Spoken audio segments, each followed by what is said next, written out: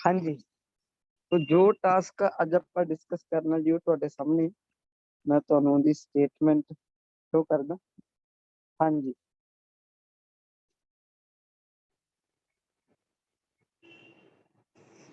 हाँ जी।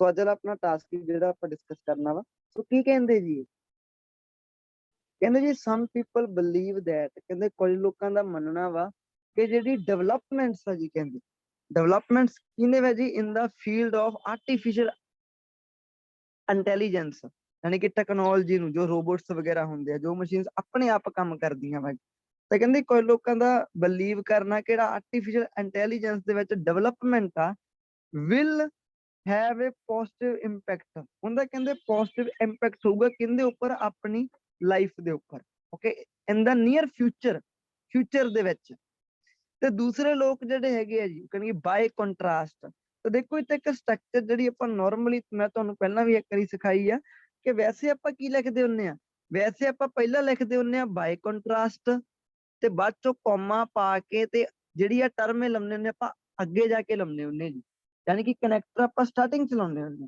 बट कई cases they विच की हुंदा सब्जैक्ट लिख के फिर कनैक्टर लिखिया जांदा फिर वर्ब लिखी जांदी है ते जिहड़े इदां दे सेंटेंस हुंदे आ ध्यान नाल देखियो जी जिहदे विच सब्जैक्ट लिखण तो बाद चों फिर विच कनैक्टर ला दित्ता जांदा वा ते बाद चों वर्ब हुंदी है जी ते इहनूं आपां आपां इहनूं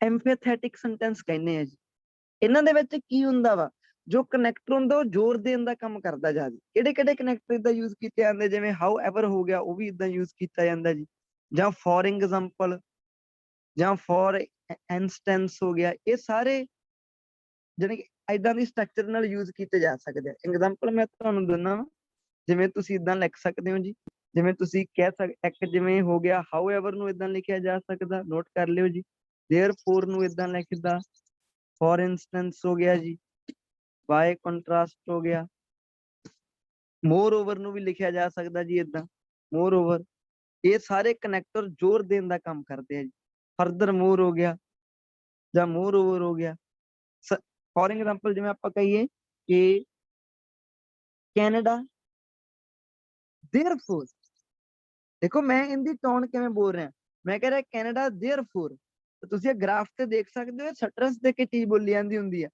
ਕਿ ਕੈਨੇਡਾ ਤਾਂ ਕਰਕੇ हाँ जी Canada therefore is planning to जो भी आपां लिखना बई तां करके ही कैनेडा यानी कि प्लानिंग करी जांदा वा बई ये पिछे जेड़ा सेंटेंस चली जांदा वा उनदा रिजल्ट कढदे आ भी उनदे रिजल्ट दे करके ही कैनेडा जेड़ा हैगा हुण यानी कि प्लानिंग करी जांदा जी तां कोई भी जो कनैक्टर है जिवें आपां इत्ते हाउ एवर ला सकदे जिवें आपां कह दईए स्टूडेंट्स हाउ एवर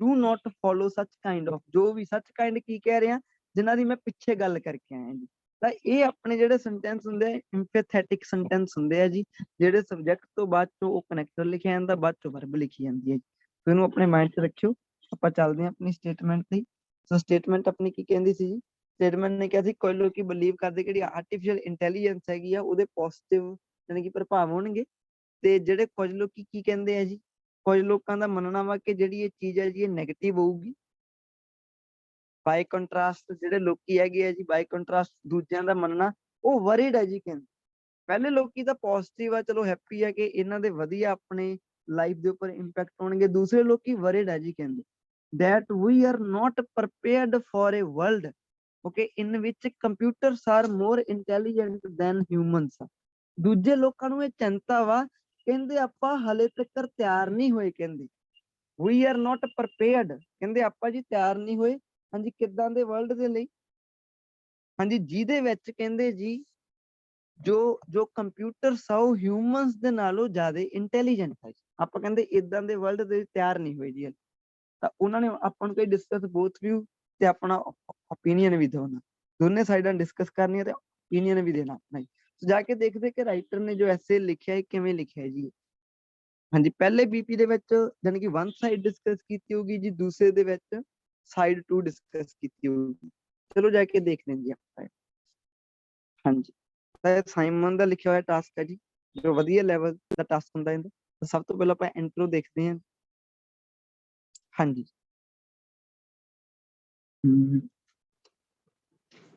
ਓਕੇ ਜੀ, ਤਾਂ ਕੀ ਕਹਿੰਦੇ ਜੀ, ਆਪਾਂ ਦੇਖਦੇ ਕਿ ਪੈਰਾਫਰੇਜ਼ਿੰਗ ਕਿਵੇਂ ਕੀਤੀ ਇਹਨਾਂ ਨੇ, ਥੀਸਿਸ ਵਗੈਰਾ ਕਿਵੇਂ ਲਿਖੀ ਆ, ਸਾਰੀ ਚੀਜ਼ ਨੂੰ ਦੇਖਦੇ ਹਾਂ। ਹਾਂਜੀ, ਤਾਂ ਕੀ ਕਹਿੰਦੇ ਜੀ ਆਪਾਂ ਨੂੰ, ਕਹਿੰਦੇ ਪੀਪਲ ਸੀਮ ਟੂ ਬੀ, ਕਹਿੰਦੇ ਲੋਕੀ ਦਿਖਦੇ ਆ ਜੀ ਜਾਂ ਤਾਂ ਕਹਿੰਦੇ ਐਕਸਾਈਟਡ ਤੇ ਜਾਂ ਕਹਿੰਦੇ ਵਰਿਡ। ਹੁਣ ਧਿਆਨ ਨਾਲ ਦੇਖੋ, ਜਿਹੜੀ ਗੱਲ ਸਟੇਟਮੈਂਟ ਨੇ ਦੋ ਸੈਂਟੈਂਸਸ ਦੇ ਵਿੱਚ ਕਹੀ ਤੇ ਉਹ ਗੱਲ ਇਹਨਾਂ ਨੇ ਜਸਟ ਇੱਕ ਨਿੱਕੇ ਜਿਹੇ ਟੁਕੜੇ ਵਿੱਚ ਹੀ ਕਹਿਤੀ ਜੀ। ਧਿਆਨ ਨਾਲ ਦੇਖਿਓ, ਉਹਨਾਂ ਨੇ ਕਿਹਾ ਸੀਗਾ ਕੁਝ ਲੋਕੀ ਜਿਹੜੇ ਹੈਗੇ ਆ ਉਹ ਪੋਜ਼ਿਟਿਵ ਆ ਉਹਦੇ ਪ੍ਰਭਾਵ ਨੂੰ ਲੈ ਕੇ, ਕੁਝ ਲੋਕੀ ਕੀ ਕਹਿੰਦੇ ਆ ਜੀ, ਵਰਿਡ ਆ ਜੀ, ਕਹਿੰਦੇ ਚਿੰਤਾ ਉਹਨਾਂ ਨੂੰ। ਇਹਨਾਂ ਨੇ ਕੀ ਕਹਿਤਾ ਜੀ, ਕਹਿੰਦੇ ਪੀਪਲ ਸੀਮ ਟੂ ਬੀ, ਕਹਿੰਦੇ ਲੋਕੀ ਦਿਖਦੇ ਆ, ਕੀ ਦਿਖਦੇ ਆ, ਜਾਂ ਤਾਂ ਕਹਿੰਦੇ ਐਕਸਾਈਟਡ ਦਿਖ ਰਹੇ ਆ ਜੀ ਲੋਕੀ, ਜਾਂ ਕਹਿੰਦੇ ਵਰਿਡ ਦਿਖ ਰਹੇ ਆ ਜੀ। ਇਹਨੂੰ ਲੈ ਕੇ ਜੀ, about the future impact, future ਦਾ ਪ੍ਰਭਾਵ ਕਿਹੜੀ ਚੀਜ਼ ਨੂੰ ਲੈ ਕੇ, ਆਰਟੀਫਿਸ਼ੀਅਲ ਇੰਟੈਲੀਜੈਂਸ ਨੂੰ ਲੈ ਕੇ। ਸੋ ਉਹਨਾਂ ਦੀਆਂ ਦੋ ਲਾਈਨਾਂ ਨੂੰ ਇਹਨੇ ਇੱਕ ਸਿੰਗਲ ਲਾਈਨ ਦੇ ਵਿੱਚ ਮਰਜ ਕਰਕੇ ਲਿਖਤਾ ਜੀ। ਤੇ ਦੋ ਚੀਜ਼ਾਂ ਸੀਗੀਆਂ ਤਾਂ ਉਹਨੂੰ ਇਹਨਾਂ ਨੇ, ਹਾਂਜੀ ਕੰਜੰਕਸ਼ਨ ਕਿਹੜੀ ਲੱਗੀ ਹੈ ਜੀ, ਕੰਜੰਕਸ਼ਨ ਲੱਗੀ ਈਦਰ ਤੇ ਔਰ। ਬਈ ਜਾਂ ਤਾਂ ਲੋਕੀ ਕਹਿੰਦੇ ਜੀ ਐਕਸਾਈਟਡ ਆ, ਬਿਲਕੁਲ ਕਈ ਲੋਕੀ ਐਕਸਾਈਟਡ ਆ ਜੀ, ਜਾਂ ਲੋਕੀ ਕਹਿੰਦੇ ਵਰਿਡ ਆ ਜੀ। ਕਿਹਨੂੰ ਲੈ ਕੇ ਜੀ, ਫਿਊਚਰ ਤੇ ਜਿਹੜੇ ਇੰਪੈਕਟ ਹੋਣੇ ਕਿਹਦੇ, ਆਰਟੀਫਿਸ਼ੀਅਲ ਇੰਟੈਲੀਜੈਂਸ ਤੇ। ਹੁਣ ਆਪਣੀ ਸਟੇਟਮੈਂਟ ਦੀ ਪੈਰਾਫਰੇਜ਼ਿੰਗ ਤਾਂ ਹੋ ਗਈ, ਹੁਣ ਦੂਸਰੇ ਨੰਬਰ ਤੇ ਆਪਾਂ ਕਰਦੇ ਹੁੰਦੇ ਆ ਕਿ ਆਪਣੀ ਥੀਸਿਸ ਸਟੇਟਮੈਂਟ ਕੀ ਹੈ ਜੀ। ਚਲੋ ਜਾ ਕੇ ਦੇਖਦੇ ਹਾਂ ਜੀ ਥੀਸਿਸ ਸਟੇਟਮੈਂਟ ਇਹਨਾਂ ਨੇ ਕਿਵੇਂ ਲਿਖੀ ਹੈ ਜੀ। ਓਕੇ, ਸੋ ਥੀਸਿਸ ਕਿੱਦਾਂ ਲਿਖੀ ਹੈ ਜੀ, ਥੀਸਿਸ ਦੇ ਵਿੱਚ ਕੀ ਹੈ ਜੀ, ਪਰਸਨਲੀ ਕਹਿੰਦਾ ਵੀ ਮੈਂ ਅੰਡਰਸਟੈਂਡ ਕਰਦਾ ਵਾਂ, okay, personally I can understand the two opposing points of view, ਕਹਿੰਦੇ ਪਰਸਨਲੀ ਮੈਂ ਦੋਨੇ ਜਿਹੜੇ ਵਿਊ ਪੁਆਇੰਟ ਹੈਗੇ ਆ ਨਾ ਇੱਕ ਦੂਜੇ ਦੇ ਵਿਰੁੱਧ ਚ ਚੱਲ ਰਹੇ ਆ ਜੋ, ਉਹਨਾਂ ਨੂੰ ਮੈਂ ਅੰਡਰਸਟੈਂਡ ਕਰ ਸਕਦਾ ਵਾਂ। ਤੇ ਇੱਥੇ ਇਹਨਾਂ ਨੇ ਹੁਣ ਧਿਆਨ ਨਾਲ ਦੇਖਿਓ ਜੀ, ਜਦੋਂ ਆ ਸਾਈਨ ਪਾਇਆ ਹੁੰਦਾ ਵਾਲਾ, ਜਦੋਂ ਆ ਸਾਈਨ ਦੋ ਸੈਂਟੈਂਸਸ ਨੂੰ ਜੋੜਦਾ ਵਾ ਜੀ, ਤੇ ਉਹ ਦੋ ਸੈਂਟੈਂਸਸ ਕੰਪਾਊਂਡ ਸੈਂਟੈਂਸ ਹੁੰਦੇ ਆ ਜੀ। ਧਿਆਨ ਨਾਲ ਦੇਖਿਓ, ਇੱਥੇ ਇਹਨਾਂ ਨੇ ਜੇ ਕੋਈ ਕੰਜੰਕਸ਼ਨ ਲਾਉਣੀ ਹੁੰਦੀ ਤਾਂ ਕਿਹੜੀ ਲਾਉਣੀ ਸੀ, ਇਹਨਾਂ ਨੇ ਆਹ ਵਾਲੀ ਲਾ ਦੇਣੀ ਸੀ। ਤੇ ਮੈਂ ਕਹਿੰਦੇ ਬਈ am both fascinated by developments in artificial intelligence and apprehensive about its okay possible negative effect। ਮੈਂ ਕਹਿੰਦਾ ਜੀ ਫੈਸੀਨੇਟਡ ਆ ਮੈਂ, ਹਾਂਜੀ ਕਿਹਨਾਂ ਦੇ ਦੁਆਰਾ, ਜਿਹੜੀਆਂ ਬੋਥ ਡਿਵੈਲਪਮੈਂਟਸ ਹੈਗੀਆਂ ਜੀ ਇਹਦੀਆਂ, ਬੋਥ ਡਿਵੈਲਪਮੈਂਟਸ ਤੇ ਇਹਦੇ ਜਿਹੜੀਆਂ ਐਪਰੀਹੈਂਸਿਵ ਹੈਗੀਆਂ, ਐਪਰੀਹੈਂਸਿਵ ਅਬਾਊਟ ਓਕੇ ਪੋਜ਼ਿਟਿਵ ਤੇ ਨੈਗੇਟਿਵ ਇਫੈਕਟ ਜਿਹੜੇ ਹੈਗੇ। ਧਿਆਨ ਨਾਲ ਦੇਖਿਓ ਜੀ, ਕੀ ਕਹਿੰਦਾ, ਆਈ ਐਮ ਬੋਥ ਫੈਸੀਨੇਟਡ, ਮੈਂ ਕਹਿੰਦਾ ਦੋਨੇ ਕੁਝ ਹੀ ਆ ਜੀ, ਕਹਿੰਦੇ ਕਿਹਨੂੰ ਲੈ ਕੇ, ਡਿਵੈਲਪਮੈਂਟ ਜਿਹੜੀ ਆਰਟੀਫਿਸ਼ੀਅਲ ਇੰਟੈਲੀਜੈਂਸ ਦੀ ਹੈਗੀ ਆ, ਤੇ ਹੋਰ ਕਿਹੜੀ ਚੀਜ਼ ਨੂੰ ਲੈ ਕੇ, ਐਪਰੀਹੈਂਸਿਵ ਅਬਾਊਟ ਇਟਸ ਪੋਜ਼ਿਟਿਵ। ਹੁਣ ਇੱਥੇ ਇੱਕ ਵਰਡ ਮਿਸਿੰਗ ਹੈ ਜੀ, ਪੋਜ਼ਿਟਿਵ ਐਂਡ ਨੈਗੇਟਿਵ ਇਫੈਕਟ। ਮੈਂ ਕਹਿੰਦਾ ਜੀ ਐਪਰੀਹੈਂਸਿਵ ਆ, ਚਿੰਤਾ ਚ ਮੈਂ ਦੋਨੇ ਚੀਜ਼ਾਂ ਨੂੰ ਲੈ ਕੇ, ਕਿਹਨਾਂ ਨੂੰ ਲੈ ਕੇ ਜੀ, ਜਿਹੜੀਆਂ ਪੋਸੀਬਲ, ਸੌਰੀ ਇੱਥੇ ਪੋਸੀਬਲ ਲਿਖਿਆ, ਪੋਸੀਬਲ ਨੈਗੇਟਿਵ ਪ੍ਰਭਾਵ ਨੂੰ ਲੈ ਕੇ। ਸੋ ਇਹਨਾਂ ਨੇ ਆਪਾਂ ਨੂੰ ਪੈਰਾਫਰੇਜ਼ਿੰਗ ਕਰਤੀ, ਪੈਰਾਫਰੇਜ਼ਿੰਗ ਤੋਂ ਬਾਅਦ ਥੀਸਿਸ ਸਟੇਟਮੈਂਟ ਦੇਤੀ ਜੀ ਕਿ ਮੈਂ ਕੀ ਮੰਨਦਾ ਵਾਂ ਜੀ। ਜਿਹੜੀ ਇੱਕ ਜੋ ਵਧੀਆ ਲੈਵਲ ਦੀ ਪੈਰਾਫਰੇਜ਼ਿੰਗ ਹੁੰਦੀ ਹੈ, ਮੈਂ ਤੁਹਾਨੂੰ ਕਿਹਾ ਸੀ ਉਹ ਕਿਹੜੀ ਹੁੰਦੀ ਹੈ, ਜਿਹਦੇ ਵਿੱਚ ਸਿਨੋਨਿਮ ਵੀ ਚੇਂਜ ਹੁੰਦੇ ਆ ਤੇ ਪਲੱਸ ਇਹਦੇ ਨਾਲ ਸਟਰਕਚਰ ਵੀ ਚੇਂਜ ਹੁੰਦੀ ਹੈ। ਹੁਣ ਜੇ ਤੁਸੀਂ ਦੇਖੋ ਤਾਂ ਆਪਣੇ ਜੋ ਇੰਟਰੋਡਕਸ਼ਨ ਸੀਗੀ ਉਹਦੇ ਵਿੱਚ ਬਾਏ ਕੰਟਰਾਸਟ ਲਾ ਕੇ ਦੋ ਸੈਂਟੈਂਸ ਨੂੰ ਤੋੜਿਆ ਸੀਗਾ। ਪਹਿਲਾ ਸੈਂਟੈਂਸ ਵੀ ਸਿੰਪਲ ਸੀਗਾ, ਦੂਸਰਾ ਵੀ ਸਿੰਪਲ ਸੀਗਾ। ਇਹਨੇ ਕੀਤਾ, ਇਹਨੇ ਇੱਕ ਸਿੰਗਲ ਸੈਂਟੈਂਸ ਬਣਾਤਾ ਜਿਹਦੇ ਵਿੱਚ ਕੰਜੰਕਸ਼ਨ ਲਾਤੀ ਜੀ ਆ ਵਾਲੀ, ਤੇ ਲੋਕੀ ਜਾਂ ਤਾਂ ਐਕਸਾਈਟਡ ਆ ਜਾਂ ਕਹਿੰਦੇ ਚਿੰਤਾ ਵਿੱਚ ਹੈ, ਕਿਹਨੂੰ ਲੈ ਕੇ ਜੀ, ਫਿਊਚਰ ਨੂੰ ਲੈ ਕੇ। ਫਿਊਚਰ ਕਿਹੜੀ, ਜਿਹੜੀ ਆਰਟੀਫਿਸ਼ੀਅਲ ਇੰਟੈਲੀਜੈਂਸ। ਤੇ ਮੈਂ ਕਹਿੰਦਾ ਅੰਡਰਸਟੈਂਡ ਕਰਦਾ ਵਾਂ ਦੋਨੇ ਪੁਆਇੰਟ ਆਫ ਵਿਊ, ਤੇ ਮੈਂ ਬਹੁਤ ਫੈਸੀਨੇਟਡ ਆ ਜੀ ਕਿਹਨੂੰ ਲੈ ਕੇ, ਇਹਦੀ ਡਿਵੈਲਪਮੈਂਟ ਨੂੰ ਲੈ ਕੇ ਵੀ, ਤੇ ਮੈਨੂੰ ਚਿੰਤਾ ਵੀ ਹੈ ਕਿਹਨੂੰ ਲੈ ਕੇ, ਇਹਦੇ ਜਿਹੜੇ ਪੋਸੀਬਲ ਨੈਗੇਟਿਵ ਪ੍ਰਭਾਵ ਪੈਣੇ ਆ ਫਿਊਚਰ ਤੇ।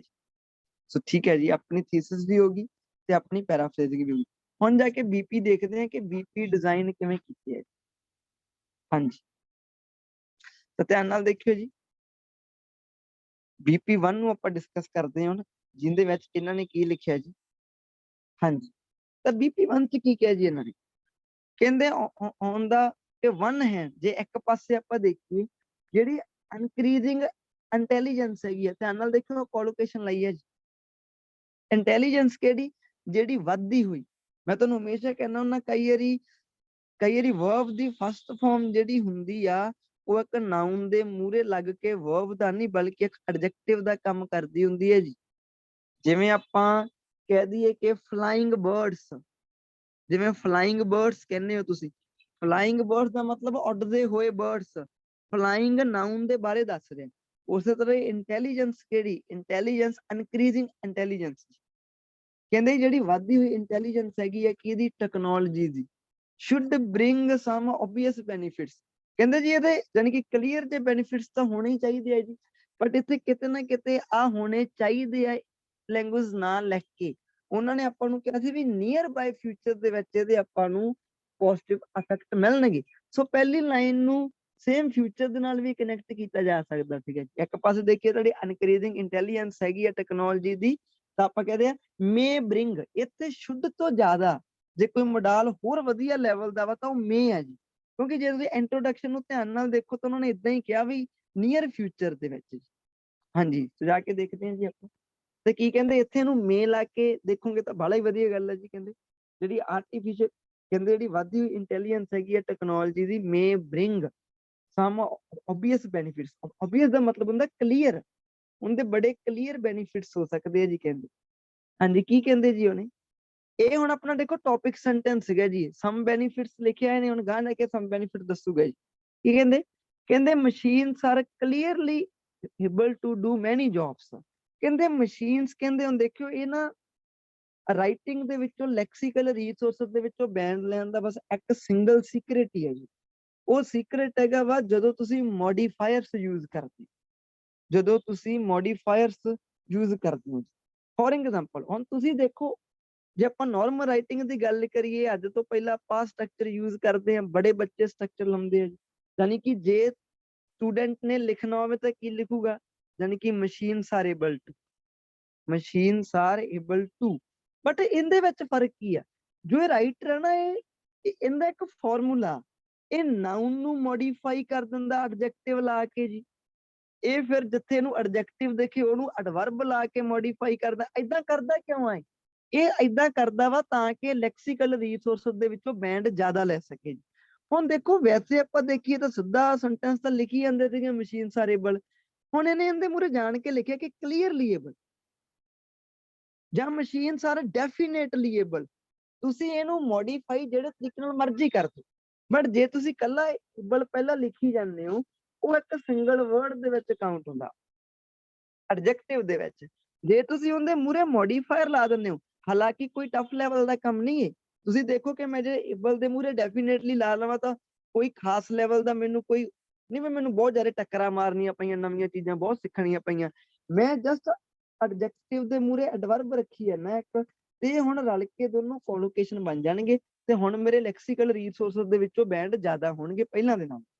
ਤਾਂ ਨਿੱਕੀਆਂ ਨਿੱਕੀਆਂ ਚੀਜ਼ਾਂ ਦਾ ਆਪਣੇ ਮਾਈਂਡ ਦੇ ਵਿੱਚ ਰੱਖਣਾ ਜੀ, ਨਿੱਕੀਆਂ ਨਿੱਕੀਆਂ ਚੀਜ਼ਾਂ। ਚਲੋ ਜਾ ਕੇ ਦੇਖਦੇ ਹਾਂ ਜੀ ਇੱਥੇ, ਹੁਣ ਜੇ ਆਪਾਂ ਇੱਥੇ ਦੇਖੀਏ ਤਾਂ ਹਾਂਜੀ ਜੀ, ਤਾਂ ਆ ਇਹਨਾਂ ਨੇ ਆਪਾਂ ਨੂੰ ਮੋਡੀਫਾਈ ਕੀਤਾ ਜੀ ਕਲੀਅਰਲੀ, ਐਡਵਰਬ ਹੋ ਗਈ ਆ ਆਪਣੀ ਜੀ, ਤੇ ਆ ਆਪਣਾ ਜੀ ਐਡਜੈਕਟਿਵ ਹੋ ਗਿਆ ਜੀ। ਹਾਂਜੀ ਐਡਜੈਕਟਿਵ, ਆ ਆਪਣੀ ਕੋਲੋਕੇਸ਼ਨ ਹੋ ਗਈ। ਹਾਂਜੀ ਅੱਗੇ ਚੱਲਦੇ ਹਾਂ। ਮਸ਼ੀਨਸ ਕਹਿੰਦੇ ਕਲੀਅਰਲੀ ਏਬਲ ਹੈ ਜੀ ਟੂ ਡੂ ਮੈਨੀ ਜੌਬਸ। ਦੇਖੋ ਇੱਥੇ ਮੈਨੀ ਇੱਕ ਵੀਕ ਵਰਡ ਹੈ ਜੀ, ਧਿਆਨ ਨਾਲ ਦੇਖਿਓ, ਆਪਾਂ ਨਾਲ ਨਾਲ ਸਾਰਾ ਕੁਝ ਅੱਜ ਡਿਸਕਸ ਕਰਾਂਗੇ। ਤੁਹਾਡੇ ਵਿੱਚੋਂ ਕਮ ਸੇ ਕਮ 40 ਦੇ ਵਿੱਚੋਂ 30 ਸਟੂਡੈਂਟ ਇਦਾਂ ਦੇ ਆ ਜੋ ਵੀਕ ਲੈਵਲ ਦੀ ਵੋਕੈਬਲਰੀ ਯੂਜ਼ ਕਰਦੇ ਆ, ਵੀਕ ਲੈਵਲ ਦੀ। ਮੈਨੀ ਵਰਡ ਤੁਹਾਡੀ ਰਾਈਟਿੰਗ ਦੇ ਵਿੱਚ ਬਹੁਤ ਵਾਰੀ ਲਿਖਿਆ ਪਿਆ ਹੁੰਦਾ। ਮੈਂ ਤੁਹਾਨੂੰ ਹਮੇਸ਼ਾ ਕਹਿੰਦਾ ਉਹਨਾਂ ਜਿਹੜੀ ਚੀਜ਼ ਦਾ ਸਿਨੋਨਿਮ ਪੋਸੀਬਲ ਆ, ਜੇ ਤੁਸੀਂ ਨਾ ਲਿਖੋਗੇ ਉਹਦੇ ਬੈਂਡ ਕੱਟੇ ਜਾਣੇ। ਜਿਹੜੀ ਵਰਡ ਦਾ ਸਿਨੋਨਿਮ ਪੋਸੀਬਲ ਹੈ ਹੀ ਨਹੀਂਗਾ, ਜੇ ਤੁਸੀਂ ਉਹਨੂੰ 3 ਵਾਰੀ ਰਿਪੀਟ ਵੀ ਕਰ ਦੋਗੇ ਉਹਦੇ ਬੈਂਡ ਨਹੀਂ ਕੱਟੇ ਜਾਣੇ। ਫੋਰ ਐਗਜ਼ਾਮਪਲ ਤੁਸੀਂ ਦੋ ਵਰਡ ਦੇਖੋ ਨਾ, ਤੁਸੀਂ ਇੱਕ ਪਾਸੇ ਤਾਂ ਵਰਡ ਰੱਖੋ ਗੈਟ, ਇੱਕ ਪਾਸੇ ਗੈਟ ਵਰਬ ਤੁਸੀਂ ਯਾਨੀ ਕਿ ਵਰਡ ਰੱਖੋ, ਦੂਜੇ ਪਾਸੇ ਤੁਸੀਂ ਵਰਡ ਰੱਖੋ ਯੂਨੀਵਰਸਿਟੀ। ਹੁਣ ਦੇਖੋ ਤੁਸੀਂ ਯੂਨੀਵਰਸਿਟੀ ਨੂੰ ਆਪਣੇ ਐਸੇ ਦੇ ਵਿੱਚ 2 ਤੋਂ 3 ਵਾਰੀ ਲਿਖੀ ਜਾਂਦੇ ਹੋ, ਤੁਹਾਡੇ ਬੈਂਡ ਨਹੀਂ ਕੱਟੇ ਜਾਣਗੇ, ਨਾ ਹੀ ਉਹ ਕੱਟ ਸਕਦੇ ਆ। ਤੁਸੀਂ ਗੈਟ ਨੂੰ 3 ਤੋਂ 4 ਵਾਰੀ ਲਿਖੀ ਜਾਂਦੇ ਹੋ, ਤੁਹਾਡੇ ਬੈਂਡ ਕੱਟੇ ਜਾਣਾ ਡੈਫੀਨੇਟਲੀ ਸ਼ੋਰ ਹੈ ਜੀ। ਕਿਉਂ, ਯੂਨੀਵਰਸਿਟੀ ਦੇ ਸਿਨੋਨਿਮ ਕਿੱਦਾਂ ਸੋਚ ਲਓਗੇ, ਯੂਨੀਵਰਸਿਟੀ ਨੂੰ ਸਕੂਲ ਥੋੜੋ ਲਿਖ ਦੋਗੇ ਹੁਣ ਤੁਸੀਂ, ਚਲੋ ਇੱਕ ਜਗ੍ਹਾ ਤੇ ਕਾਲਜ ਲਿਖ ਦੋਗੇ, ਬਟ ਹੁਣ ਵਾਰੀ ਵਾਰੀ ਨਹੀਂ ਨਾ ਲਿਖੀ ਜਾਓਗੇ ਤੁਸੀਂ ਉਹਨੂੰ, ਤੇ ਗੈਟ ਨੂੰ ਤਾਂ ਤੁਸੀਂ ਲਿਖ ਹੀ ਸਕਦੇ ਹੋ ਜੀ। ਤਾਂ ਕਰਕੇ ਜਿਹੜੇ ਵਰਡ ਦਾ ਸਿਨੋਨਿਮ ਪੋਸੀਬਲ ਆ ਜੇ ਨਾ ਲਿਖੋਗੇ ਤਾਂ ਬੈਂਡ ਕੱਟੇ ਜਾਣੇ ਜੀ ਡੈਫੀਨੇਟ। ਹੁਣ ਦੇਖੋ ਮੈਨੀ ਇੱਕ ਵੀਕ ਵਰਡ ਆ ਜੀ, ਮੈਨੀ ਦੀ ਜਗ੍ਹਾ ਤੇ ਸੈਵਰਲ ਜੌਬ ਲਿਖਿਆ ਜਾ ਸਕਦਾ ਸੀਗਾ ਜੀ, ਇੱਥੇ ਸੈਵਰਲ ਜੌਬ ਥੋੜਾ ਮੋਟਾ ਨੂੰ ਵੈਰੀ ਕਰਿਆ ਜਾ ਸਕਦਾ ਸੀ। ਸੋ ਮਸ਼ੀਨਸ ਕਹਿੰਦੇ ਕਲੀਅਰਲੀ ਯੋਗ ਹੁੰਦੀਆਂ ਜੀ ਕਾਹਦੇ, ਮੈਨੀ ਜੌਬਸ ਕਰਨ ਦੇ, ਬੈਟਰ ਦੈਨ ਹਿਊਮਨਸ। ਇਹ ਹੁਣ ਪਹਿਲਾ ਬੈਨੀਫਿਟ ਹੈ ਜੀ, ਇਹ ਹੁਣ ਪਹਿਲਾ ਬੈਨੀਫਿਟ ਦੱਸ ਰਿਹਾ ਕਿ ਮਸ਼ੀਨਸ ਕਹਿੰਦੇ ਵੀ ਕਲੀਅਰਲੀ ਯੋਗ ਹੁੰਦੀਆਂ ਵਾ ਕੀ ਕਰਨ ਦੇ ਜੀ, ਜ਼ਿਆਦਾ ਜੌਬਸ ਕਰਨ ਦੇ ਦੈਨ ਹਿਊਮਨਸ ਕੈਨ, ਜਿੰਨੀਆਂ ਹਿਊਮਨਸ ਕਰ ਸਕਦਾ ਵਾ ਜੀ। ਹੁਣ ਦੇਖੋ ਇੱਥੇ ਜਦੋਂ ਵੀ ਕੋਈ ਐਡਵਰਬ ਆਉਂਦੀ ਹੈ ਚੱਲਦੇ ਹੋਏ ਸੈਂਟੈਂਸ ਦੇ ਵਿੱਚ ਜੀ, ਜਿਵੇਂ ਸਪੈਸ਼ਲੀ ਲਿਖਿਆ ਜਾਂਦਾ ਜਾਂ ਨੇਮਲੀ ਲਿਖਿਆ ਜਾਂਦਾ ਵਾ, ਮੈਂ ਇੱਥੇ 2-3 ਮੈਂਸ਼ਨ ਕਰੂੰਗਾ ਤਾਂ ਕਿ ਤੁਹਾਨੂੰ ਪਤਾ ਲੱਗ ਜੇ ਜੀ। ਸਪੈਸ਼ਲੀ ਹੋ ਗਿਆ, ਫਿਰ ਨੇਮਲੀ ਹੋ ਗਿਆ, ਫਿਰ ਮੇਨਲੀ ਹੋ ਗਿਆ। ਇਹ ਜਦੋਂ ਵੀ ਤੁਸੀਂ ਐਡਵਰਬ ਇਦਾਂ ਦੀ ਲਿਖਣੀ ਹੈ, ਇਦੋਂ ਪਹਿਲਾਂ ਸੈਂਟੈਂਸ ਦੇ ਵਿੱਚ ਕੋਮਾ ਪਾਉਣਾ ਲਾਜ਼ਮੀ ਹੁੰਦਾ ਹੈ। ਤਾਂ ਇਹਨਾਂ ਨੇ ਹੁਣ ਕੋਮਾ ਪਾ ਕੇ, ਮੰਨ ਕੇ ਲਓ ਤੁਸੀਂ ਕਹਿ ਰਹੇ ਹੋ, ਇੱਥੇ ਆਪਾਂ ਇੱਕ ਸੈਂਟੈਂਸ ਲੈਂਦੇ ਆ ਜੀ, ਤੁਸੀਂ ਮੰਨ ਕੇ ਚੱਲੋ ਇੱਥੇ ਕਹਿਣਾ ਸੀਗਾ ਕਿ ਰਿਚ ਕੰਟਰੀਜ਼, ਤੁਸੀਂ ਕਹਤੇ ਰਿਚ ਕੰਟਰੀ। ਹੁਣ ਦੇਖੋ ਰਿਚ ਕੰਟਰੀਜ਼ ਦਾ ਤੁਸੀਂ ਹੁਣ ਦੱਸਣਾ ਵੀ ਚਾਹੁੰਦੇ ਹੋ ਕਿ ਰਿਚ ਕੰਟਰੀਜ਼ ਕਿਹੜੀਆਂ, ਤੁਸੀਂ ਫੋਕਸ ਕਰਨਾ ਯਾਨੀ ਕਿ ਚਾਹੁੰਦੇ ਹੋ 2 ਕੰਟਰੀਜ਼ ਤੇ, ਤੁਸੀਂ ਕੋਮਾ ਪਾ ਕੇ ਕਹੋਗੇ ਮੇਨਲੀ, ਤੁਸੀਂ ਕੋਮਾ ਪਾ ਕੇ ਕਹੋਗੇ ਜੀ ਮੇਨਲੀ ਡੈਸ਼ ਐਂਡ ਡੈਸ਼, ਇੱਥੇ ਕੰਟਰੀਆਂ ਦੇ ਨਾਮ, ਕੋਮਾ ਖਤਮ, ਤੇ ਜਿਹੜਾ ਆ ਤੁਹਾਡਾ ਸਬਜੈਕਟ ਆ ਇਹਦਾ ਹੁਣ ਗਾਂ ਜਾ ਕੇ ਇੱਥੇ ਵਰਬ ਸ਼ੁਰੂ ਹੋ ਜੂਗੀ। ਇਹ ਨਿੱਕੀਆਂ ਨਿੱਕੀਆਂ ਚੀਜ਼ਾਂ ਤੁਹਾਨੂੰ ਥੋੜੇ ਅਪ ਲੈਵਲ ਤੇ ਲੈ ਜਾਂਦੀਆਂ ਜੀ। ਜੇ ਤੁਸੀਂ 6 ਬੈਂਡ ਵਾਲੇ ਹੋ, ਤੁਹਾਡੇ 6.5, ਤੁਹਾਡੇ ਵਿੱਚੋਂ ਜ਼ਿਆਦਾਤਰ ਸਟੂਡੈਂਟ ਮੈਨੂੰ ਪੁੱਛਦੇ ਸਰ ਮੈਂ ਹੋਰ ਬੈਂਡ ਕਿਵੇਂ ਵਧਾਵਾਂ। ਦੇਖੋ ਤੁਹਾਡੇ ਸਾਹਮਣੇ ਚੀਜ਼ਾਂ ਜੀ ਬੈਂਡ ਵਧਾਉਣ ਵਾਲੀਆਂ, ਬਟ ਉਹ ਹੁਣ ਤੁਹਾਡੇ ਤੇ ਆ, ਤੁਸੀਂ ਇਹਨਾਂ ਨੂੰ ਯੂਟੀਲਾਈਜ਼ ਕਿਵੇਂ ਕਰਦੇ ਹੋ, ਤੁਸੀਂ ਇਹਨਾਂ ਨੂੰ ਆਪਣੀ ਰਾਈਟਿੰਗ ਦੇ ਵਿੱਚ ਲਾਉਣੇ ਕਿੱਦਾਂ। ਤਾਂ ਹੁਣ ਧਿਆਨ ਨਾਲ ਦੇਖਿਓ ਜੀ, ਕਹਿੰਦੇ ਮਸ਼ੀਨਸ ਯੋਗ ਆ, ਕਹਿੰਦੇ ਜ਼ਿਆਦਾ ਜੌਬਸ ਕਰਨ ਦੇ ਹਿਊਮਨਸ ਦੇ ਨਾਲੋਂ ਜੀ, ਜਿੰਨੀਆਂ ਹਿਊਮਨਸ ਕਰ ਸਕਦੇ ਆ। ਖਾਸ ਕਰਕੇ, ਹੁਣ ਖਾਸ ਕਰਕੇ ਕਹਿਣਾ ਸੀਗਾ, ਮੂਰੇ ਕੌਮਾ ਲਾਤਾ ਜੀ। ਖਾਸ ਕਰਕੇ ਕਿਹੜੇ ਏਰੀਆਸ ਦੇ ਵਿੱਚ ਜੀ, that require high level of accuracy. ਧਿਆਨ ਨਾਲ ਦੇਖਿਓ ਜੀ, ਕਹਿੰਦੇ ਖਾਸ ਕਰਕੇ ਉਹਨਾਂ ਏਰੀਆ ਦੇ ਵਿੱਚ ਇਹ ਜੌਬ ਬੈਟਰ ਕਰ ਸਕਦੀਆਂ ਜਿਹੜੇ ਆ ਦੈਟ ਲਾਇਆ ਜੀ ਇਹਦੇ ਲਈ, ਹਾਂਜੀ ਜਿਹੜੇ ਏਰੀਆਜ਼ ਹੈਗੇ ਆ ਜਿਨ੍ਹਾਂ ਨੂੰ ਲੋੜ ਆ ਹਾਈ ਲੈਵਲ ਆਫ ਐਕੂਰੇਸੀ ਦੀ ਤੇ ਕੈਲਕੂਲੇਸ਼ਨਸ ਦੀ। ਹਾਂਜੀ, calculations using large amount of data. ਹੁਣ ਆਪਾਂ ਇੱਥੋਂ ਸਮਝਦੇ ਹਾਂ ਜੀ, ਕਹਿੰਦੇ ਮਸ਼ੀਨਸ ਕਲੀਅਰਲੀ ਕਹਿੰਦੇ ਜ਼ਿਆਦਾ ਜੌਬਸ ਕਰ ਸਕਦੀਆਂ ਵਾ ਜਿੰਨੀਆਂ ਹਿਊਮਨ ਕਰ ਸਕਦਾ ਵਾ ਉਹਦੇ ਨਾਲ। ਖਾਸ ਕਰਕੇ ਕਹਿੰਦੇ ਕਿਹੜੇ ਖੇਤਰ ਦੇ ਵਿੱਚ, ਜਿੱਥੇ ਹਾਈਅਰ ਲੈਵਲ ਆਫ ਐਕੂਰੇਸੀ ਚਾਹੀਦੀ ਹੁੰਦੀ ਆ, ਉੱਥੇ ਵੀ ਮਸ਼ੀਨਸ ਬੈਟਰ ਆ ਜੀ ਹਿਊਮਨ ਨਾਲੋਂ। ਜਾਂ ਕਹਿੰਦੇ ਜਿੱਥੇ ਕੈਲਕੂਲੇਸ਼ਨਸ ਕਰਨੀਆਂ ਹੁੰਦੀਆਂ ਵਾ, ਲਾਰਜ ਡਾਟੇ ਨੂੰ ਆਪਾਂ ਕੈਲਕੂਲੇਟ ਕਰਨਾ ਹੁੰਦਾ ਵਾ, ਉਹ ਉੱਥੇ ਵੀ। ਤਾਂ ਹੁਣ ਇਹਨਾਂ ਨੇ, ਜੇ ਤੁਸੀਂ ਹੁਣ ਧਿਆਨ ਨਾਲ ਦੇਖੋ ਜੀ, ਜਿਹੜੀਆਂ ਇਹਨਾਂ ਨੇ ਇੱਥੇ ਮੈਨੀ ਜੌਬਸ ਕਿਹਾ ਸੀਗਾ ਜੀ, ਮੈਨੀ ਜੌਬਸ, ਤੇ ਗਾਂ ਜਾ ਕੇ ਇਹਨਾਂ ਨੇ ਦੱਸ ਵੀ ਦਿੱਤਾ ਵੀ ਕਿਹੜੇ ਤਰ੍ਹਾਂ ਦੀਆਂ ਜੌਬਸ ਹੈਗੀਆਂ ਜੀ। ਹੁਣ ਇਹਨਾਂ ਨੇ ਕਿਹਾ ਜੀ ਫੋਰ ਐਗਜ਼ਾਮਪਲ, ਇੱਥੇ ਇੱਕ ਨਿੱਕੀ ਜਿਹੀ ਡਰਾਬੈਕ ਆ, ਫੋਰ ਐਗਜ਼ਾਮਪਲ ਇੱਕ ਵੀਕ ਕਨੈਕਟਰ ਹੁੰਦਾ ਜੀ, ਫੋਰ ਐਗਜ਼ਾਮਪਲ ਇੱਕ ਵੀਕ ਕਨੈਕਟਰ ਹੁੰਦਾ ਵਾ, ਇਹਦੀ ਜਗ੍ਹਾ ਤੇ ਤੁਸੀਂ ਬਿਹਤਰ ਕਨੈਕਟਰ ਲਾ ਸਕਦੇ ਹੋ ਜੀ, ਜਿਵੇਂ ਟੂ ਸਾਈਟ ਐਂਡ ਐਗਜ਼ਾਮਪਲ ਲਾ ਦਿਓ। ਕਿਉਂਕਿ ਦੇਖੋ ਜਿਹੜਾ ਫੋਰ ਐਗਜ਼ਾਮਪਲ ਆ ਨਾ, ਉਹ ਆਪਣੀਆਂ ਟੈਕਸਟ ਬੁੱਕਸ ਦੇ ਵਿੱਚ ਹੀ ਸਟਾਰਟ ਹੋ ਜਾਂਦਾ ਵਾ ਸ਼ੁਰੂ ਤੋਂ, ਤਾਂ ਕਰਕੇ ਇਹਨੂੰ ਕੋਸ਼ਿਸ਼ ਕਰਿਆ ਕਰੋ ਕਿ ਕਨੈਕਟਰ ਨੂੰ ਨਾ ਲਿਖਿਆ ਕਰੋ ਜੀ, ਤੁਹਾਡੇ ਕੋਹੀਜ਼ਨ ਦੇ ਵਿੱਚੋਂ ਬੈਂਡ ਕੱਟੇ ਜਾਣੇ ਇਹਦੇ ਨਾਲ, ਵੀਕ ਕਨੈਕਟਰ ਦੇ ਨਾਲ। ਕਹਿੰਦੇ ਜੀ for example robots R being developed. ਮੈਂ ਤੁਹਾਨੂੰ ਪਹਿਲਾਂ ਇੱਕ ਦਿਨ ਅੱਗੇ ਵੀ ਕਿਹਾ ਸੀਗਾ, ਜੇ ਤੁਹਾਨੂੰ ਯਾਦ ਹੋਵੇ, ਉਹਦੇ ਵੀ ਆਪਾਂ ਸਾਈਮਨ ਦੇ ਐਸੇ ਪੜ੍ਹ ਰਹੇ ਸੀਗੇ, ਅੱਜ ਵੀ ਆਪਣੇ ਕੋਲ ਸਾਈਮਨ ਦੇ ਐਸੇ ਆ। ਤਾਂ ਮੈਂ ਤੁਹਾਨੂੰ ਹਮੇਸ਼ਾ ਕਹਿੰਦਾ ਹੁੰਦਾ, ਤੁਸੀਂ ਜਿੰਨੇ ਵੀ ਸਾਈਮਨ ਦੇ ਐਸੇ ਚੱਕੋਗੇ, ਇਹ ਉਹਦੇ ਵਿੱਚ ਹਮੇਸ਼ਾ ਪ੍ਰੈਜ਼ੈਂਟ ਕੰਟੀਨਿਊ ਦਾ ਵੌਇਸ ਯੂਜ਼ ਕਰਦਾ ਹੁੰਦਾ ਜੀ, ਪ੍ਰੈਜ਼ੈਂਟ ਕੰਟੀਨਿਊ ਦੀ ਵੌਇਸ ਫਾਰਮੇਸ਼ਨ ਨੇ ਉਹਦੇ ਵਿੱਚ ਲਾਉਣੀ ਹੁੰਦੀ ਹੈ। ਤੁਸੀਂ ਮੰਨ ਲਓ ਕਿ ਫੇਵਰੇਟ, ਜਿਵੇਂ ਕਈ ਸਟੂਡੈਂਟਾਂ ਦੀ ਇੱਕ ਖਾਸ ਤਰ੍ਹਾਂ ਦੀ ਸਟਰਕਚਰ ਹੁੰਦੀ ਹੈ ਜਿਹੜੀ ਉਹ ਹਰ ਇੱਕ ਕਿਸੇ ਦੇ ਵਿੱਚ ਲਾਉਣਾ ਪਸੰਦ ਕਰਦੇ, ਜਿਵੇਂ ਹੈਵਿੰਗ ਹੋ ਗਿਆ, ਜਿਵੇਂ ਡਿਸਪਾਈਟ ਹੋ ਗਿਆ। ਤਾਂ ਸੇਮ ਆਪਾਂ ਕਹਿ ਸਕਦੇ ਵੀ ਰਾਈਟਰ ਆਪਣੇ ਹਰ ਇੱਕ ਐਸੇ ਦੇ ਵਿੱਚ ਪ੍ਰੈਜ਼ੈਂਟ ਕੰਟੀਨਿਊ ਯੂਜ਼ ਕਰਦਾ ਜੀ, ਪ੍ਰੈਜ਼ੈਂਟ ਕੰਟੀਨਿਊ ਦਾ ਵੌਇਸ, ਜਿਹਦੇ ਵਿੱਚ ਆ ਤੁਹਾਡੇ ਸਾਹਮਣੇ ਆਬਜੈਕਟ ਪਿਆ ਜੀ, ਤੇ ਆ ਤੁਹਾਡੇ ਸਾਹਮਣੇ ਹਰ ਤੋਂ ਬਾਅਦ ਚੋਂ ਜਦੋਂ ਬੀਇੰਗ ਲਾ ਕੇ ਥਰਡ ਫਾਰਮ ਹੁੰਦੀ ਆ, ਤਾਂ ਤੁਹਾਡੀ ਵੌਇਸ ਫਾਰਮੇਸ਼ਨ ਹੁੰਦੀ ਹੈ ਜੀ। ਕੀ ਕਹਿੰਦੇ ਜੀ ਇਹ, ਕਹਿੰਦੇ robots R being developed, robots ਬਣਾਏ ਜਾ ਰਹੇ ਆ। ਬਣਾਉਂਦਾ ਕੌਣ ਆ ਜੀ, ਉਹ ਚੀਜ਼ ਨੇ ਹਾਈਡ ਕੀਤੀ ਹੈ। ਨੈਚੁਰਲ ਜੀ ਗੱਲ ਆ, ਰੋਬੋਟਸ ਬਣਾਉਣ ਦਾ ਕੰਮ ਕੌਣ ਕਰਦਾ ਵਾ, ਕੰਪਨੀਜ਼ ਹੀ ਬਣਾਉਂਦੀਆਂ ਨਾ, ਸੋ ਕੰਪਨੀਜ਼ ਇਹਨੇ ਨਹੀਂ ਲਿਖੀਆਂ ਜੀ। ਤੇ ਮੈਂ ਤੁਹਾਨੂੰ ਇੱਕ ਦਿਨ ਕਿਹਾ ਵੀ ਸੀਗਾ ਕਿ ਵੌਇਸ ਨੂੰ ਵੈਸੇ ਹੀ ਨਹੀਂ ਆਪਾਂ ਲਾ ਸਕਦੇ, ਵੀ ਤੁਹਾਡਾ ਦਿਲ ਕਰੀ ਜਾਂਦਾ ਤਾਂ ਵੌਇਸ ਲਾ ਦਿਓ, ਜੇ ਦਿਲ ਨਹੀਂ ਕਰਦਾ ਤਾਂ ਵੌਇਸ ਨਾ ਲਾਓ। ਮੈਂ ਤੁਹਾਨੂੰ ਇੱਕ ਦਿਨ ਸਮਝਾਇਆ ਸੀਗਾ ਥੋੜਾ ਡੀਟੇਲ ਦੇ ਵਿੱਚ ਕਿ ਦੇਖੋ, ਜਦੋਂ ਤੁਹਾਡਾ ਮੇਨ ਜ਼ੋਰ ਦੇਣਾ ਹੋਵੇ ਸਬਜੈਕਟ ਦੇ ਉੱਪਰ, ਜਦੋਂ ਤੁਹਾਡੇ ਲਈ ਜ਼ਰੂਰੀ ਹੋਵੇ ਸਬਜੈਕਟ ਆ, ਉੱਥੇ ਤੁਸੀਂ ਜੇ ਵੌਇਸ ਲਾ ਤਾਂ ਤੁਹਾਡੇ ਬੈਂਡ ਸਕੋਰ ਕੱਟੇ ਜਾਣੇ ਆ ਜੀ। ਬੈਂਡ ਸਕੋਰ ਇਨ ਦਾ ਸੈਂਸ ਕਿ ਐਗਜ਼ਾਮੀਨਰ ਨੂੰ ਲੱਗੂਗਾ ਕਿ ਇਹਨੂੰ ਗ੍ਰਾਮਰ ਦੀ ਪੂਰੀ ਅਜੇ ਯਾਨੀ ਕਿ ਨੌਲੇਜ ਨਹੀਂ ਹੈਗੀ ਕਿ ਕਿੱਥੇ ਐਕਟਿਵ ਯੂਜ਼ ਕਰਨਾ ਤੇ ਕਿੱਥੇ ਪੈਸਿਵ ਯੂਜ਼ ਕਰਨਾ। ਹਾਲਾਂਕਿ ਤੁਹਾਡਾ ਰੂਲ ਸਹੀ ਯੂਜ਼ ਕੀਤਾ ਵਾ, ਤੁਹਾਡੇ ਸਹੀ ਰੂਲ ਯੂਜ਼ ਕਰਨ ਦੇ ਬਾਵਜੂਦ ਵੀ ਤੁਹਾਡੇ ਉੱਥੇ GRE ਚੋਂ ਬੈਂਡ ਕੱਟੇ ਜਾਣਗੇ ਜੀ। ਕਿਉਂ? ਕਿਉਂਕਿ ਜਿਹੜੇ ਸੈਂਟੈਂਸ ਦੇ ਵਿੱਚ ਸਬਜੈਕਟ ਲਿਖਣ ਦੀ ਲੋੜ ਸੀਗੀ ਤੇ ਉਹਦਾ ਤੁਸੀਂ ਵੌਇਸ ਜਦੋਂ ਬਣਾਓਗੇ ਤਾਂ ਮੂਹਰੇ ਕੀ ਲੱਗ ਜਾਣਾ ਜੀ, ਮੂਹਰੇ ਲੱਗ ਜਾਣਾ ਵਾ ਆਬਜੈਕਟ। ਤੇ ਤੁਹਾਨੂੰ ਪਤਾ ਵਾ ਜਦੋਂ ਕੋਈ ਵੀ ਸੈਂਟੈਂਸ ਸਟਾਰਟ ਹੁੰਦਾ ਵਾ, ਜਿਹੜਾ ਉਹਦੇ ਮੂਹਰਲੀ ਵਰਡਿੰਗ ਹੁੰਦੀ ਆ ਉਹਦੇ ਉੱਪਰ ਫੋਕਸ ਜ਼ਿਆਦਾ ਕੀਤਾ ਹੁੰਦਾ ਵਾ ਜੀ। ਹੁਣ ਤੁਹਾਡੇ ਲਈ ਜ਼ਰੂਰੀ ਸੀਗਾ ਸਬਜੈਕਟ, ਤੁਸੀਂ ਲਾਈ ਜਾਂਦੇ ਹੋ ਜੀ ਆਬਜੈਕਟ, ਤੁਸੀਂ ਫੋਕਸ ਹੀ ਆਪਦਾ ਹੋਰ ਚੀਜ਼ ਤੇ ਕਰਤਾ, ਤੁਹਾਡੇ ਇੱਥੇ ਕੋਰੈਂਸ ਵੀ ਗਈ ਤੇ ਤੁਹਾਡੀ GRE ਦੇ ਵਿੱਚੋਂ ਲੈਕ ਆਫ ਅੰਡਰਸਟੈਂਡਿੰਗ ਦੇ ਵਿੱਚ ਕਾਊਂਟ ਹੋਇਆ ਨਾ ਜੀ। ਤੇ ਜੇ ਆਪਾਂ ਇੱਥੇ ਗੱਲ ਕਰੀਏ ਜੀ, ਧਿਆਨ ਨਾਲ ਦੇਖਿਓ, ਜੇ ਆਪਾਂ ਜਿਹੜਾ ਆਪਣਾ ਹੁਣ ਟਾਸਕ 2 ਚੱਲ ਰਿਹਾ ਵਾ ਜੀ, ਆਪਣਾ ਜਿਹੜਾ ਹੁਣ ਟਾਸਕ 2 ਚੱਲ ਰਿਹਾ, ਅੱਛਾ ਇਹਦੇ ਵਿੱਚ ਕੀ ਆ? ਇਹਦੇ ਵਿੱਚ ਮੈਨੂੰ ਹੁਣ ਤੁਸੀਂ ਦੱਸਣਾ, ਤੁਹਾਨੂੰ ਮਿਊਟ ਤੋਂ ਖੋਲੂੰਗਾ, ਕੀ ਮੈਨੂੰ ਮੂਹਰੇ ਕੰਪਨੀਜ਼ ਤੋਂ ਸਟਾਰਟ ਕਰਨਾ ਬਿਹਤਰ ਹੈ ਜੀ ਕਿ ਕੰਪਨੀਜ਼ ਜਾਂ ਸਾਇੰਟਿਸਟ ਜਾਂ ਇੰਜੀਨੀਅਰ? ਮੈਂ ਇਦਾਂ ਕਹਾਂ ਕਿ ਕੰਪਨੀਜ਼ ਆਰ ਮੇਕਿੰਗ ਰੋਬੋਟ ਜਾਂ ਸਾਇੰਟਿਸਟ ਆਰ ਮੇਕਿੰਗ ਰੋਬੋਟ ਜਾਂ ਇੰਜੀਨੀਅਰ ਆਰ ਮੇਕਿੰਗ ਰੋਬੋਟ, ਯਾਨੀ ਕਿ ਆਹ ਸਬਜੈਕਟ ਮੇਰੇ ਲਈ ਜ਼ਰੂਰੀ ਆ ਕਿ ਅਕੋਰਡਿੰਗ ਟੂ ਟਾਸਕ 2 ਇਹਨੇ ਜੋ ਰੋਬੋਟ ਮੂਹਰੇ ਲਿਖਿਆ ਵਾ ਉਹ ਰੋਬੋਟ ਇਹਨੇ ਤਾਂ ਲਿਖਿਆ ਕਿਉਂਕਿ ਗੱਲ ਹੀ ਸਾਰੇ ਐਸੇ ਦੀ ਆਪਣੀ ਆਰਟੀਫੀਸ਼ੀਅਲ ਇੰਟੈਲੀਜੈਂਸ ਤੇ ਚੱਲ ਰਹੀ ਹੈ। ਤੁਸੀਂ ਮੈਨੂੰ ਦੱਸੋ ਜੇ ਮੈਂ ਕੰਪਨੀਜ਼ ਜਾਂ ਇੰਜੀਨੀਅਰ ਲਿਖਦਾ ਤਾਂ ਸੈਂਟੈਂਸ ਦਾ ਫੋਕਸ ਥੋੜਾ ਜਿਹਾ ਹਿਲਣਾ ਸੀ ਜਾਂ ਨਹੀਂ ਜੀ? ਯੈਸ ਔਰ ਨੋ ਜੀ? ਹਾਂਜੀ ਹਾਂਜੀ ਸਰ। Yes, ਮੈਂ ਤੇ sir. ਨਾ ਤੇ ਇਹਦੇ ਨਾਲ ਤੁਹਾਨੂੰ ਹੁਣ ਪਤਾ ਲੱਗਿਆ ਨਾ ਕਿ ਵੌਇਸ ਕਿੱਥੇ ਯੂਜ਼ ਹੁੰਦਾ ਹੈ ਤੇ ਜਿਹੜਾ ਆਪਣਾ ਸਿੰਪਲ ਹੁੰਦਾ ਵਾ ਟੈਂਸ ਉਹ ਕਿੱਥੇ ਯੂਜ਼ ਹੁੰਦਾ ਵਾ ਜੀ। ਕਦੇ ਕਦੇ Yes. ਤੁਸੀਂ ਫੋਕਸ ਦੇਖਣਾ ਹੁੰਦਾ ਜੀ, ਤੇ ਫੋਕਸ ਦੇਖ ਕੇ ਤੁਸੀਂ ਇਹ ਡਿਸਾਈਡ ਕਰਦੇ ਹੋ ਕਿ ਤੁਹਾਨੂੰ ਕਿਹੜੀ ਚੀਜ਼ ਕਿੱਥੇ ਲਾਉਣੀ ਚਾਹੀਦੀ ਹੈ ਜੀ।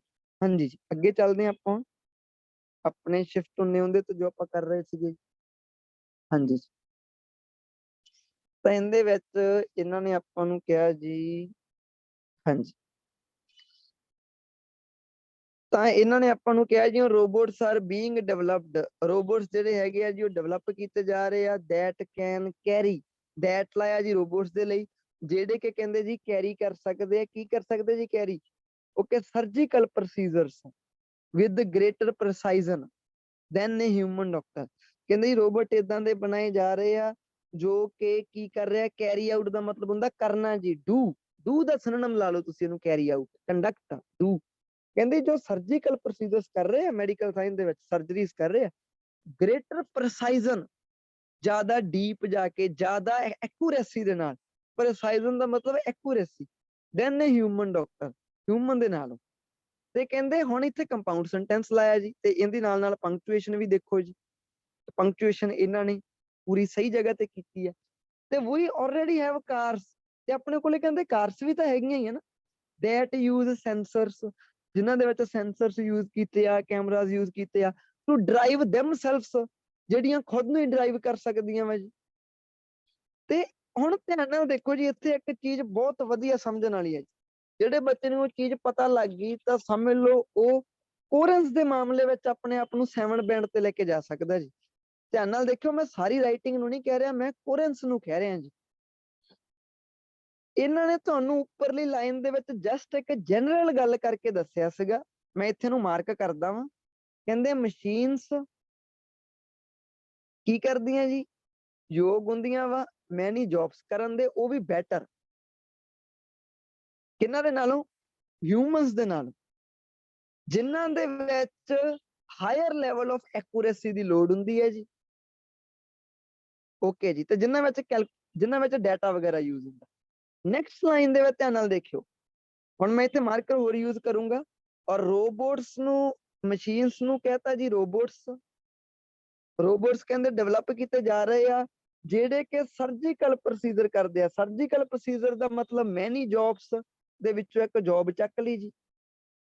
ਗ੍ਰੇਟਰ ਦਾ ਮਤਲਬ ਜੀ ਬੈਟਰ, ਤੇ ਪ੍ਰਸਾਈਜ਼ਨ ਦਾ ਮਤਲਬ ਜੀ ਐਕੂਰੇਸੀ, ਦੈਨ ਹਿਊਮਨ ਦੇ ਨਾਲੋਂ, ਦੈਨ ਡਾਕਟਰ।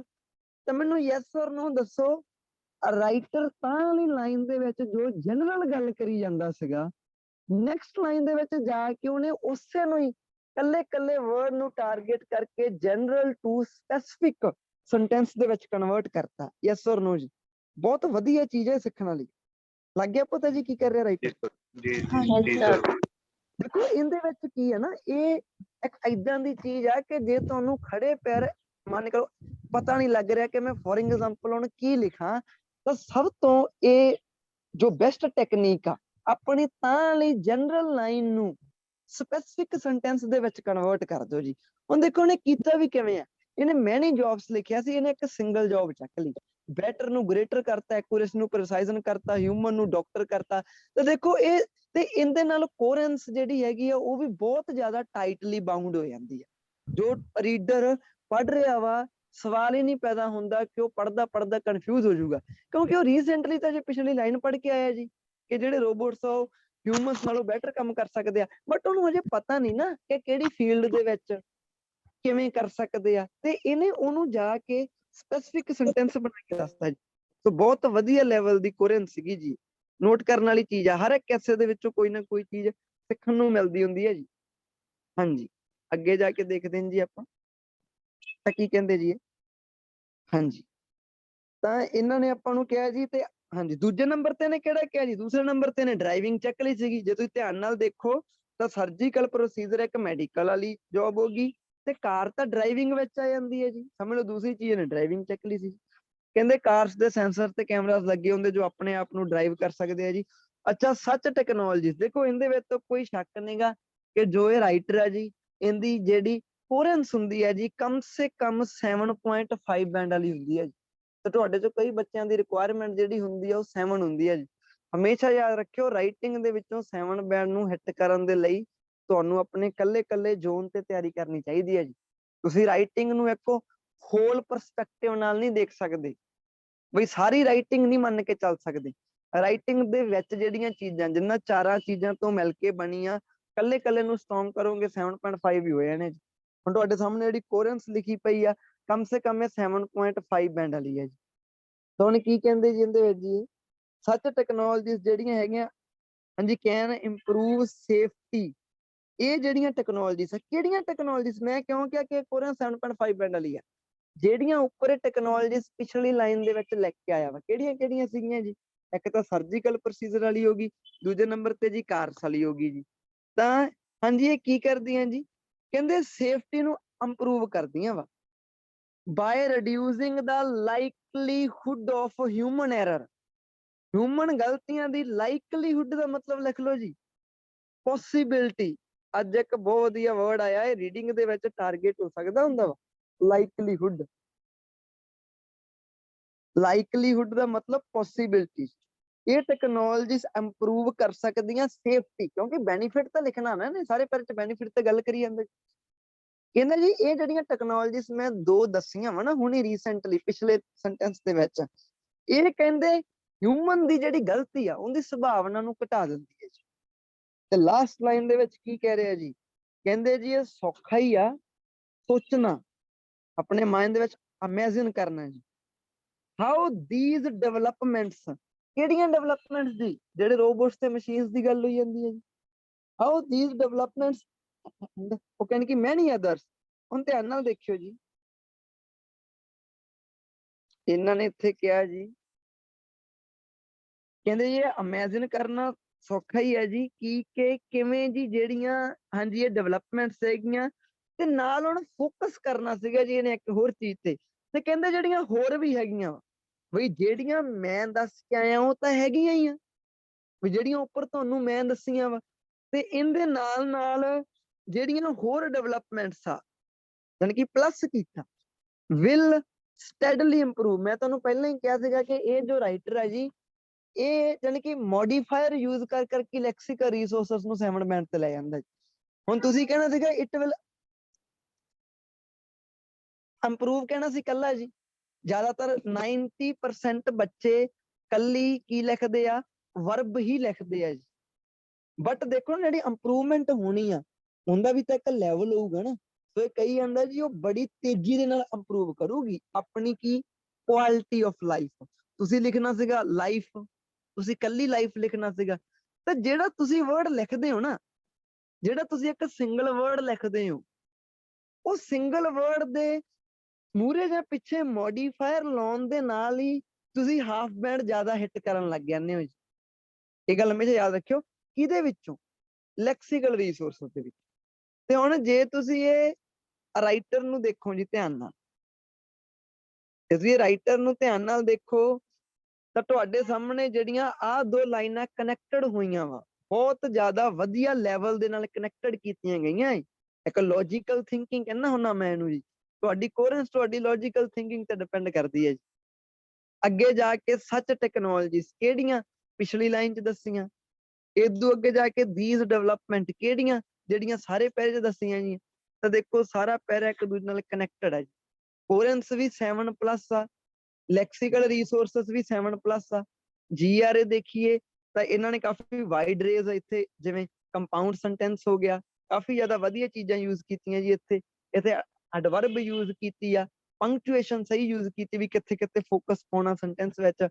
ਤਾਂ ਇਹ ਜਿਵੇਂ ਜੇ ਬੋਡੀ ਪੈਰਾਗ੍ਰਾਫ ਕਵਾਂ ਜੀ ਤਾਂ ਇਹਨੂੰ ਆਪਾਂ 7 ਜਾਂ 7+ ਦਾ ਆਰਾਮ ਨਾਲ ਕਹਿ ਸਕਦੇ ਹਾਂ। ਬਟ ਜੋ ਇਹਦੇ ਵਿੱਚ ਘਾਟ ਸੀ ਇੱਕ ਉਹ ਸੀਗਾ ਥੋੜਾ ਜਿਹਾ ਵੀਕ ਕਨੈਕਟਰ, ਜੋ ਕਿ ਥੋੜਾ ਜਿਹਾ ਬਿਹਤਰ ਹੋ ਸਕਦਾ ਸੀਗਾ ਜੀ। ਹਾਂਜੀ, ਨੈਕਸਟ ਚੱਲਦੇ ਜੀ। ਹੁਣ ਆਪਾਂ ਨੈਕਸਟ ਜਾ ਕੇ ਦੇਖਦੇ ਕਿ ਨੈਕਸਟ ਵਾਲੇ ਪੈਰੇ ਦੇ ਵਿੱਚ ਇਹਨਾਂ ਨੇ ਕੀ ਕਿਹਾ ਜੀ। ਹਾਂਜੀ, ਓਕੇ, ਤਾਂ ਇਹਨਾਂ ਨੇ ਆਪਾਂ ਨੂੰ ਨੈਕਸਟ BP ਦੇ ਵਿੱਚ ਕਿਹਾ ਜੀ।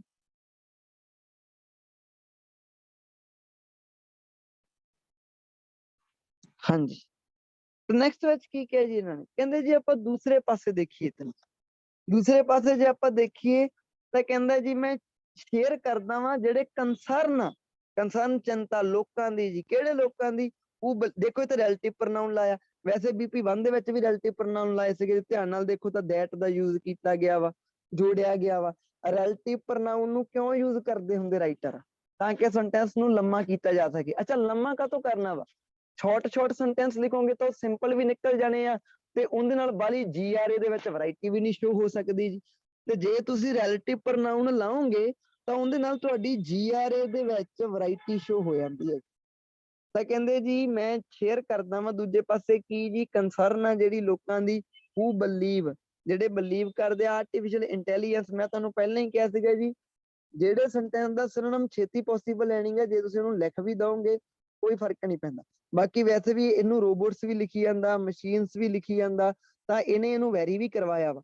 ਅੱਗੇ ਜਾ ਕੇ ਹੁਣ ਜੇ ਇੱਕ ਅੱਧੀ ਵਾਰੀ ਇਹਨੂੰ ਫਿਰ ਲਿਖਣਾ ਪੈ ਰਿਹਾ ਤਾਂ ਇਹਦੇ ਵਿੱਚ ਕੋਈ ਬੁਰੀ ਗੱਲ ਨਹੀਂ ਹੈਗੀ। ਵੈਸੇ ਵੀ ਇਹ ਕਾਊਂਟ ਹੋਣੇ ਆ ਲੈਕਸੀਕਲ ਰਿਸੋਰਸਸ ਦੇ ਵਿੱਚ। ਤੇ ਰਾਈਟਰ ਨੂੰ ਚੰਗੀ ਤਰ੍ਹਾਂ ਪਤਾ ਕਿ ਜਦੋਂ ਮੇਰੀ ਇੱਕ ਸਾਈਡ ਨੀਚੇ ਜੇ ਜਾਣ ਲੱਗ ਜਾਵੇ, ਉਹਦੀ ਵੇਟੇਜ ਘਟਣ ਲੱਗ ਜਾਵੇ, ਤਾਂ ਦੂਸਰੀ ਸਾਈਡ ਦੀ ਵੇਟੇਜ ਆਪਣੇ ਆਪ ਹੀ ਵਧਾ ਦਿੰਦਾ। ਉਹਨਾਂ ਨੂੰ ਪਤਾ ਕਿ ਜੇ ਬਾਈ ਚਾਂਸ ਮੇਰੇ ਕੋਲੇ ਜ਼ਿਆਦਾ ਸਿਨੋਨਿਮ ਹੈ ਨਹੀਂਗੇ ਤਾਂ ਇਹ ਕੀ ਕਰੂਗਾ? ਇਹ ਆਪਣੇ ਨਾਰਮਲ ਵੋਕੈਬੂਲਰੀ ਨੂੰ ਹੀ ਕੋਲੋਕੇਸ਼ਨਸ ਦੇ ਵਿੱਚ ਕਨਵਰਟ ਕਰ ਦੂਗਾ। ਉਹ ਮੈਂ ਤੁਹਾਨੂੰ ਪਹਿਲਾਂ ਹੀ ਦੱਸਦਾ ਜੀ ਕਿਵੇਂ ਕਨਵਰਟ ਕਰੀ ਜਾਂਦਾ ਹੈ, ਕਿ ਮੂਰੇ ਐਡਵਰਬ ਲਾਈ ਜਾਂਦਾ ਵਾ, ਮੂਰੇ ਐਡਜੈਕਟਿਵ ਲਾਈ ਜਾਂਦਾ ਵਾ, ਨਾਉਨ ਨੂੰ ਮੋਡੀਫਾਈ ਕਰੀ ਜਾਂਦਾ ਵਾ ਜੀ। ਬਸ ਸਟ੍ਰੈਟਜੀ ਰਾਈਟਿੰਗ ਦੇ ਵਿੱਚ, ਜਿਵੇਂ ਰੀਡਿੰਗ ਦੇ ਵਿੱਚ। ਤਾਂ ਕੀ ਕਹਿੰਦੇ ਜੀ?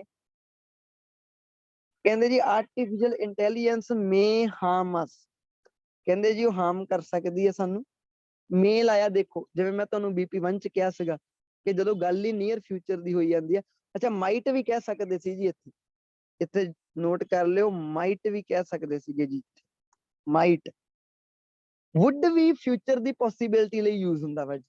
ਵੁੱਡ ਦੇ ਬਹੁਤ ਯੂਜ਼ ਆ ਲੈਂਗੁਏਜ ਦੇ ਵਿੱਚ, ਜੇ ਤੁਸੀਂ ਧਿਆਨ ਨਾਲ ਦੇਖੋ ਕਮ ਸੇ ਕਮ 10 ਤੋਂ 11 ਯੂਜ਼ ਆ ਵੁੱਡ ਦੇ ਲੈਂਗੁਏਜ ਦੇ ਵਿੱਚ, ਜਿਨ੍ਹਾਂ ਦੇ ਵਿੱਚ ਇੱਕ ਯੂਜ਼ ਉਹਦਾ ਫਿਊਚਰ ਦੀ ਪੋਸੀਬਿਲਿਟੀ ਲਈ ਵੀ ਹੋ ਜਾਂਦਾ। ਕਹਿੰਦੇ ਜੀ ਜਿਹੜੀ ਆਰਟੀਫਿਸ਼ੀਅਲ ਇੰਟੈਲੀਜੈਂਸ ਹੈਗੀ ਆ ਮੇ ਹਾਰਮ ਕਰ ਸਕਦੀ ਆ। ਇੱਥੇ ਇਹਨੇ ਕੰਡੀਸ਼ਨਲ ਸੈਂਟੈਂਸ ਲਾਇਆ, ਕਿਉਂਕਿ BP1 ਦੇ ਵਿੱਚ ਕੰਡੀਸ਼ਨਲ ਸੈਂਟੈਂਸ ਕੋਈ ਵੀ ਨਹੀਂ ਲਾਇਆ ਸੀ ਹਲੇ ਤੱਕ। ਜੇ ਕਹਿੰਦੇ ਵੀ ਆਰ ਨਾਟ ਕੇਅਰਫੁਲ, ਜੇ ਆਪਾਂ ਕੇਅਰਫੁਲ ਨਾ ਹੋਏ ਤਾਂ ਜਿਹੜੀ ਆਰਟੀਫਿਸ਼ੀਅਲ ਇੰਟੈਲੀਜੈਂਸ ਹੈਗੀ ਹੈ ਜੀ, ਉਹਦੀ ਸੰਭਾਵਨਾ ਵਾ ਸਾਨੂੰ ਹਾਰਮ ਕਰ ਸਕਦੀ ਹੈ।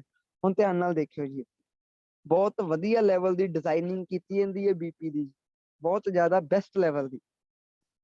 ਕਹਿੰਦੇ ਜੇ ਆਪਾਂ ਸ਼ਾਰਟ ਟਰਮ ਚ ਦੇਖੀਏ, ਸ਼ਾਰਟ ਟਰਮ ਚੀਜ਼ ਉਹ ਹੁੰਦੀ ਆ, ਇੱਕ ਹੁੰਦੀ ਲੌਂਗ ਟਰਮ, ਇੱਕ ਹੁੰਦੀ ਸ਼ਾਰਟ ਟਰਮ।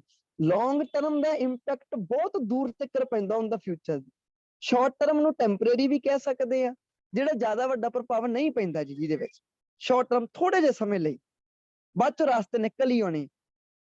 ਕਹਿੰਦੇ ਜੇ ਮੈਂ ਸ਼ਾਰਟ ਟਰਮ ਦੇ ਵਿੱਚ ਦੇਖਾਂ, ਕਹਿੰਦਾ ਇਟ ਇਜ਼ ਲਾਈਕਲੀ ਦੈਟ, ਦੇਖੋ ਰੀਡਿੰਗ ਵਾਲੀਆਂ ਸਟਰਕਚਰਸ ਯੂਜ਼ ਕਰੀ ਜਾਂਦਾ ਵਾ, ਤੁਸੀਂ ਲਾਈਕਲੀ ਦੇਖੋ, ਅਨਲਾਈਕਲੀ ਦੇਖੋ, ਇਹ ਰੀਡਿੰਗ ਦੀ ਵੋਕੈਬ ਆ।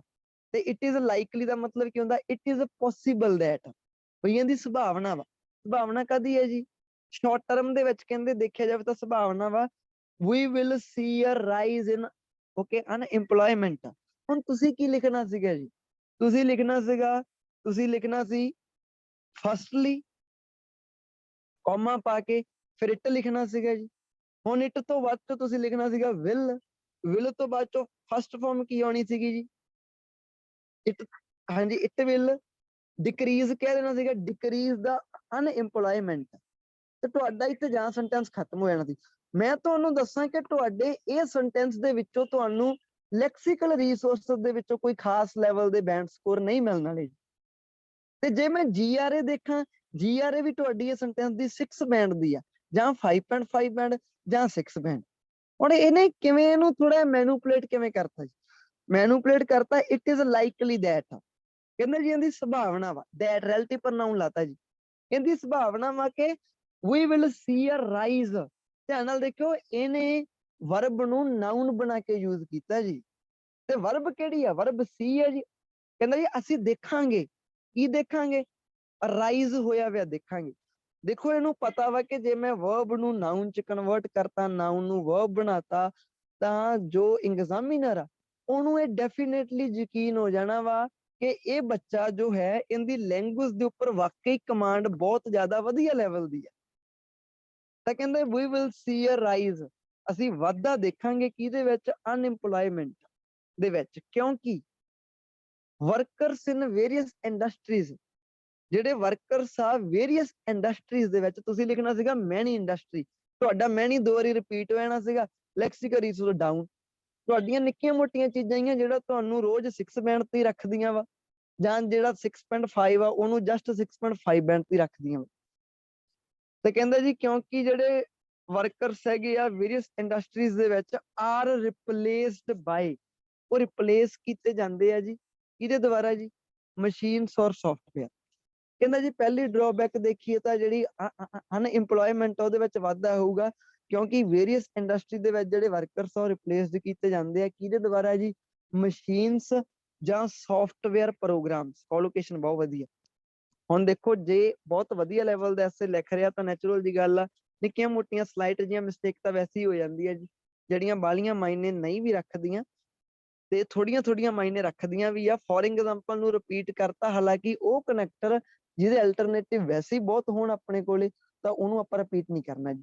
BP1 ਚ ਵੀ ਫੋਰ ਐਗਜ਼ਾਮਪਲ ਲਾਇਆ ਸੀ, BP2 ਚ ਵੀ ਫੋਰ ਐਗਜ਼ਾਮਪਲ, ਇਹ ਥੋੜਾ ਜਿਹਾ ਦਾ ਵੀਕ ਪੁਆਇੰਟ ਆ, ਇਹਨੂੰ ਤੁਸੀਂ ਰਿਪਲੇਸ ਕਰਨਾ ਜੀ। ਤੇ ਕੀ ਕਹਿੰਦੇ ਜੀ,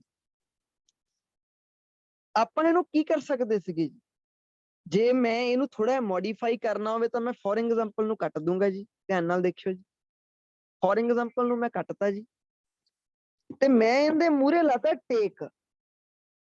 ਧਿਆਨ ਨਾਲ ਦੇਖਿਓ, ਸੈਲਫ ਡਰਾਈਵਿੰਗ ਵਹੀਕਲਸ, ਇੱਥੇ ਮੈਂ ਲਾਤਾ ਜੀ ਟੇਕ ਸੈਲਫ ਡਰਾਈਵਿੰਗ ਵਹੀਕਲਸ, ਬਾਅਦ ਚੋਂ ਕਹਤਾ ਜੀ ਐਜ਼ ਐਨ ਐਗਜ਼ਾਮਪਲ, ਬਾਅਦ ਚੋਂ ਮੈਂ ਲਾਉਂਗਾ ਜੀ ਇੱਥੇ ਕੌਮਾ ਪਾ ਕੇ ਵਿਚ ਆਰ ਐਕਸਪੈਕਟਡ। ਤਾਂ ਸੈਂਟੈਂਸ ਨੂੰ ਘੁਮਾਤਾ ਥੋੜਾ ਜਿਹਾ, ਉਹ ਉਦੋਂ ਵੀ ਥੋੜਾ ਅਪਗ੍ਰੇਡ ਲੈਵਲ ਦਾ ਹੋ ਗਿਆ। ਕੀ ਕਿਹਾ ਜੀ ਮੈਂ, ਹੁਣ ਪੜਿਓ ਇਹਨੂੰ, ਮੈਂ ਕਿਹਾ ਜੀ take self driving vehicles as an example. ਮੈਂ ਕਿਹਾ ਜੀ ਸੈਲਫ ਡਰਾਈਵਿੰਗ ਵਹੀਕਲਸ ਨੂੰ ਐਗਜ਼ਾਮਪਲ ਦੇ ਤੌਰ ਤੇ ਲੈ ਲਓ, ਵਿਚ ਆਰ ਐਕਸਪੈਕਟਡ, ਜੋ ਕਿ ਮੰਨੇ ਜਾਂਦੇ ਆ। ਕੀ ਮੰਨੇ ਜਾਂਦੇ ਆ ਜੀ, okay, which are expected to cause, ਯਾਨੀ ਕਿ ਰਿਡੰਡੈਂਸੀਜ਼। ਓਕੇ, ਰਿਡੰਡੈਂਸੀਜ਼ ਦਾ ਮਤਲਬ ਕੀ ਹੁੰਦਾ ਜੀ, ਰਿਡੰਡੈਂਸੀ ਦਾ ਮਤਲਬ ਹੁੰਦਾ ਵਾ ਕਿ ਲੋਕਾਂ ਨੂੰ ਜੌਬ ਤੋਂ ਬਾਹਰ ਕਰ ਦੇਣਾ, out of job. Okay, take people out of job, ਇਹਦਾ ਮਤਲਬ ਕੀ ਆ, ਇਹਦਾ ਮਤਲਬ ਆ ਲੋਕਾਂ ਨੂੰ ਜੌਬ ਤੋਂ ਬਾਹਰ ਕਰ ਦੇਣਾ ਜੀ। ਨੋਟ ਕਰ ਲਓ ਇਹਦਾ ਜੀ, ਇਹਦੇ ਮੂਹਰੇ ਕਾਜ਼ ਲਾ ਸਕਦੇ ਹੋ ਜੀ ਤੁਸੀਂ, ਇਹ ਇੱਕ ਨਾਉਨ ਆ, ਇਹਦੇ ਮੂਹਰੇ ਕਾਜ਼ ਲੱਗ ਸਕਦਾ ਜੀ। ਕਹਿੰਦੇ ਜੀ ਸੈਲਫ ਡਰਾਈਵਿੰਗ ਵਹੀਕਲ ਨੂੰ ਹੀ ਲੈ ਲਓ, ਜੋ ਕਿ ਮੰਨੇ ਜਾਂਦੇ ਆ। ਸੈਲਫ ਡਰਾਈਵਿੰਗ ਵਹੀਕਲ ਆਪਾਂ ਕੱਲ ਹੀ ਕਰਕੇ ਹਟੇ ਆ ਜੀ। ਜਿਹੜੇ ਡਰਾਈਵਰਲੈਸ ਵਹੀਕਲ ਉਹ ਕੀ ਕਰਦੇ ਆ, ਉਹ ਕਾਰਨ ਆ ਜੀ ਕਹਿੰਦੇ ਕਾਹਦਾ, ਰਿਡੰਡੈਂਸੀਜ਼ ਦਾ, ਲੋਕਾਂ ਨੂੰ ਬਾਹਰ ਕੱਢ ਦਿੰਦੇ ਆ ਉਹ ਕੀ ਤੋਂ, ਡਰਾਈਵਿੰਗ ਜੌਬ ਤੋਂ। ਤਾਂ ਦੇਖੋ ਰਿਡੰਡੈਂਸੀਜ਼ ਬਹੁਤ ਬਹੁਤ ਜ਼ਿਆਦਾ ਬੈਸਟ ਲੈਵਲ ਦਾ ਵਰਡ ਆ ਜੀ, ਜੋ ਕਿ ਹਾਲ ਦੇ ਵਿੱਚ ਹਾਰਡਲੀ ਸਿਰਫ ਜਾਣੀ ਕਿ 5 ਤੋਂ 6 ਸਟੂਡੈਂਟਸ ਨੂੰ ਪਤਾ ਹੋਊਗਾ ਜਸਟ। ਅੱਗੇ ਜਾ ਕੇ ਲਿਖੀ ਜਾਂਦੇ ਆ ਜੀ, ਸੱਚ ਐਜ਼ ਲੋਰੀ ਡਰਾਈਵਰਸ ਹੋ ਗਏ, ਟੈਕਸੀ ਡਰਾਈਵਰ ਹੋ ਗਏ, ਬੱਸ ਡਰਾਈਵਰ ਹੋ ਗਏ ਜੀ। ਠੀਕ ਹੈ ਜੀ, ਤਾਂ ਇਹਨਾਂ ਨੇ ਕੀ ਕੀਤਾ ਜੀ, ਹੁਣ ਫਿਰ ਆਪਾਂ ਚੱਲਦੇ ਆ ਇਹਦੀ ਜਿਹੜੀ 7+ ਬੈਂਡ ਦੀ ਕੋਰੈਂਸ। ਤਾਂ ਮੈਨੂੰ ਧਿਆਨ ਨਾਲ ਦੱਸੋ ਜੀ, ਕਹਿੰਦਾ ਆਪਾਂ ਰਾਈਜ਼ ਦੇਖ ਸਕਦੇ ਆ ਕਿਹਦੇ ਵਿੱਚ, ਅਨਇੰਪਲੋਇਮੈਂਟ ਦੇ ਵਿੱਚ, ਕਿਉਂਕਿ ਜਿਹੜੇ ਵਰਕਰ ਆ ਜੀ ਉਹ ਰਿਪਲੇਸ ਕੀਤੇ ਜਾਂਦੇ ਆ ਕਿਹਨਾਂ ਦੁਆਰਾ, ਮਸ਼ੀਨਸ ਦੇ ਦੁਆਰਾ। ਹੁਣ ਨੈਕਸਟ ਸੈਂਟੈਂਸ ਵਿੱਚ ਦੇਖਿਓ ਜੀ, ਜਿਹੜੀ ਇਹ ਮਸ਼ੀਨਸ ਦੀ ਗੱਲ ਕਰ ਰਿਹਾ ਵਾ ਕਿ ਜਿਹੜੀਆਂ ਰਿਪਲੇਸ ਕਰਦੀਆਂ ਵਾ, ਯਾਨੀ ਕਿ ਪਿੱਛੇ ਜਨਰਲ ਵਰਡ, ਅੱਗੇ ਜਾ ਕੇ ਕੀ ਲਿਖਤਾ ਜੀ, ਉਹਦਾ ਸਪੈਸਿਫਿਕ ਵਰਡ। ਉੱਥੇ ਕਿਹਾ ਸੀਗਾ ਜੀ ਕੀ ਹੈ ਜੀ, ਲੋਕਾਂ ਨੂੰ ਰਿਪਲੇਸ ਕਰ ਦਿੰਦੇ ਆ ਜੀ, ਬਾਹਰ ਕੱਢ ਦਿੰਦੇ ਆ। ਇੱਥੇ ਕਹਤਾ ਜੀ ਰਿਡੰਡੈਂਸੀਜ਼।